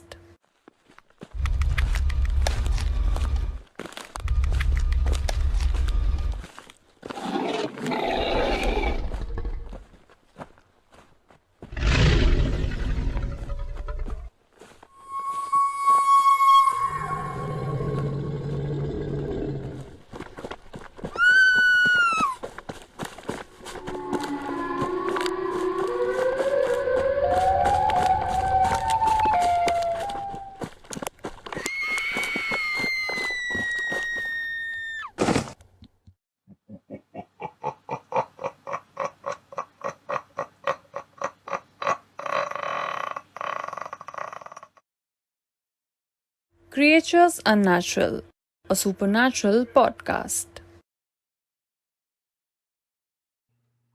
The fusion of technology and DNA is here, but at what cost? Welcome to the cyberpunk metropolis known as the Neon Boulevard. After the city-long streets that cut through the heart of the city, the SciBio Corporation has always been on the cutting edge of augmentation development for the Neon Boulevard. And with its latest technology set to be announced, they aim to change the world once more. The day before the announcement, SciBio's CEO was murdered, triggering events that put a rogue AI and a serial killer on a collision course that could destroy life in the city forever. Meanwhile, Private Detective Xander Draven is visited by the synthetic replica of the murdered CEO's grieving widow, who wants him to track down her husband's killer. Julian Trevitz, a hacker and reporter, and his AI companion Quartzig are searching for their next story as they become drawn into SciBio's dark past. Clone worker number 133 suffers a brain injury that frees him from his programming. Discovering his true identity has ties to the serial killer and the corporation's founders. If you like fast-paced, high-tech, futuristic thrillers and a diverse range of unique characters, then step onto the Neon Boulevard today. This book was written by Nick Whitaker and narrated by me, Dale Robertson. You can find Neon Helix on Audible, iTunes, and Amazon. The following is a brief bit of the Pedro and Banana podcast. Do you know what really freaks me out about the mask, yeah? Everyone's wearing a mask, right? CCTV everywhere, yeah? You think this is a fantastic opportunity for bank robbers. Yeah, Nobody's robbed a bank. Yeah, Nobody's I know. robbed any banks. I've thought What's been exactly going on? the same thing. I thought banks would be getting dropped left, right and centre. Just any kind of crime like that where CCTV Anything, is yeah. necessary. Yeah, where you wearing... Everyone's got a mask on, so you can't really identify me. No, it wasn't me. It was him with the mask. That's not me. That bloke's got a mask on. I don't wear a mask. Yeah. Put a hood on, put your mask on, done. That don't even look like Covered. my shotgun. My shotgun's green. That one's black. I always had this Ferrari. That was the Pedro and Banana podcast. Find them wherever you find podcasts.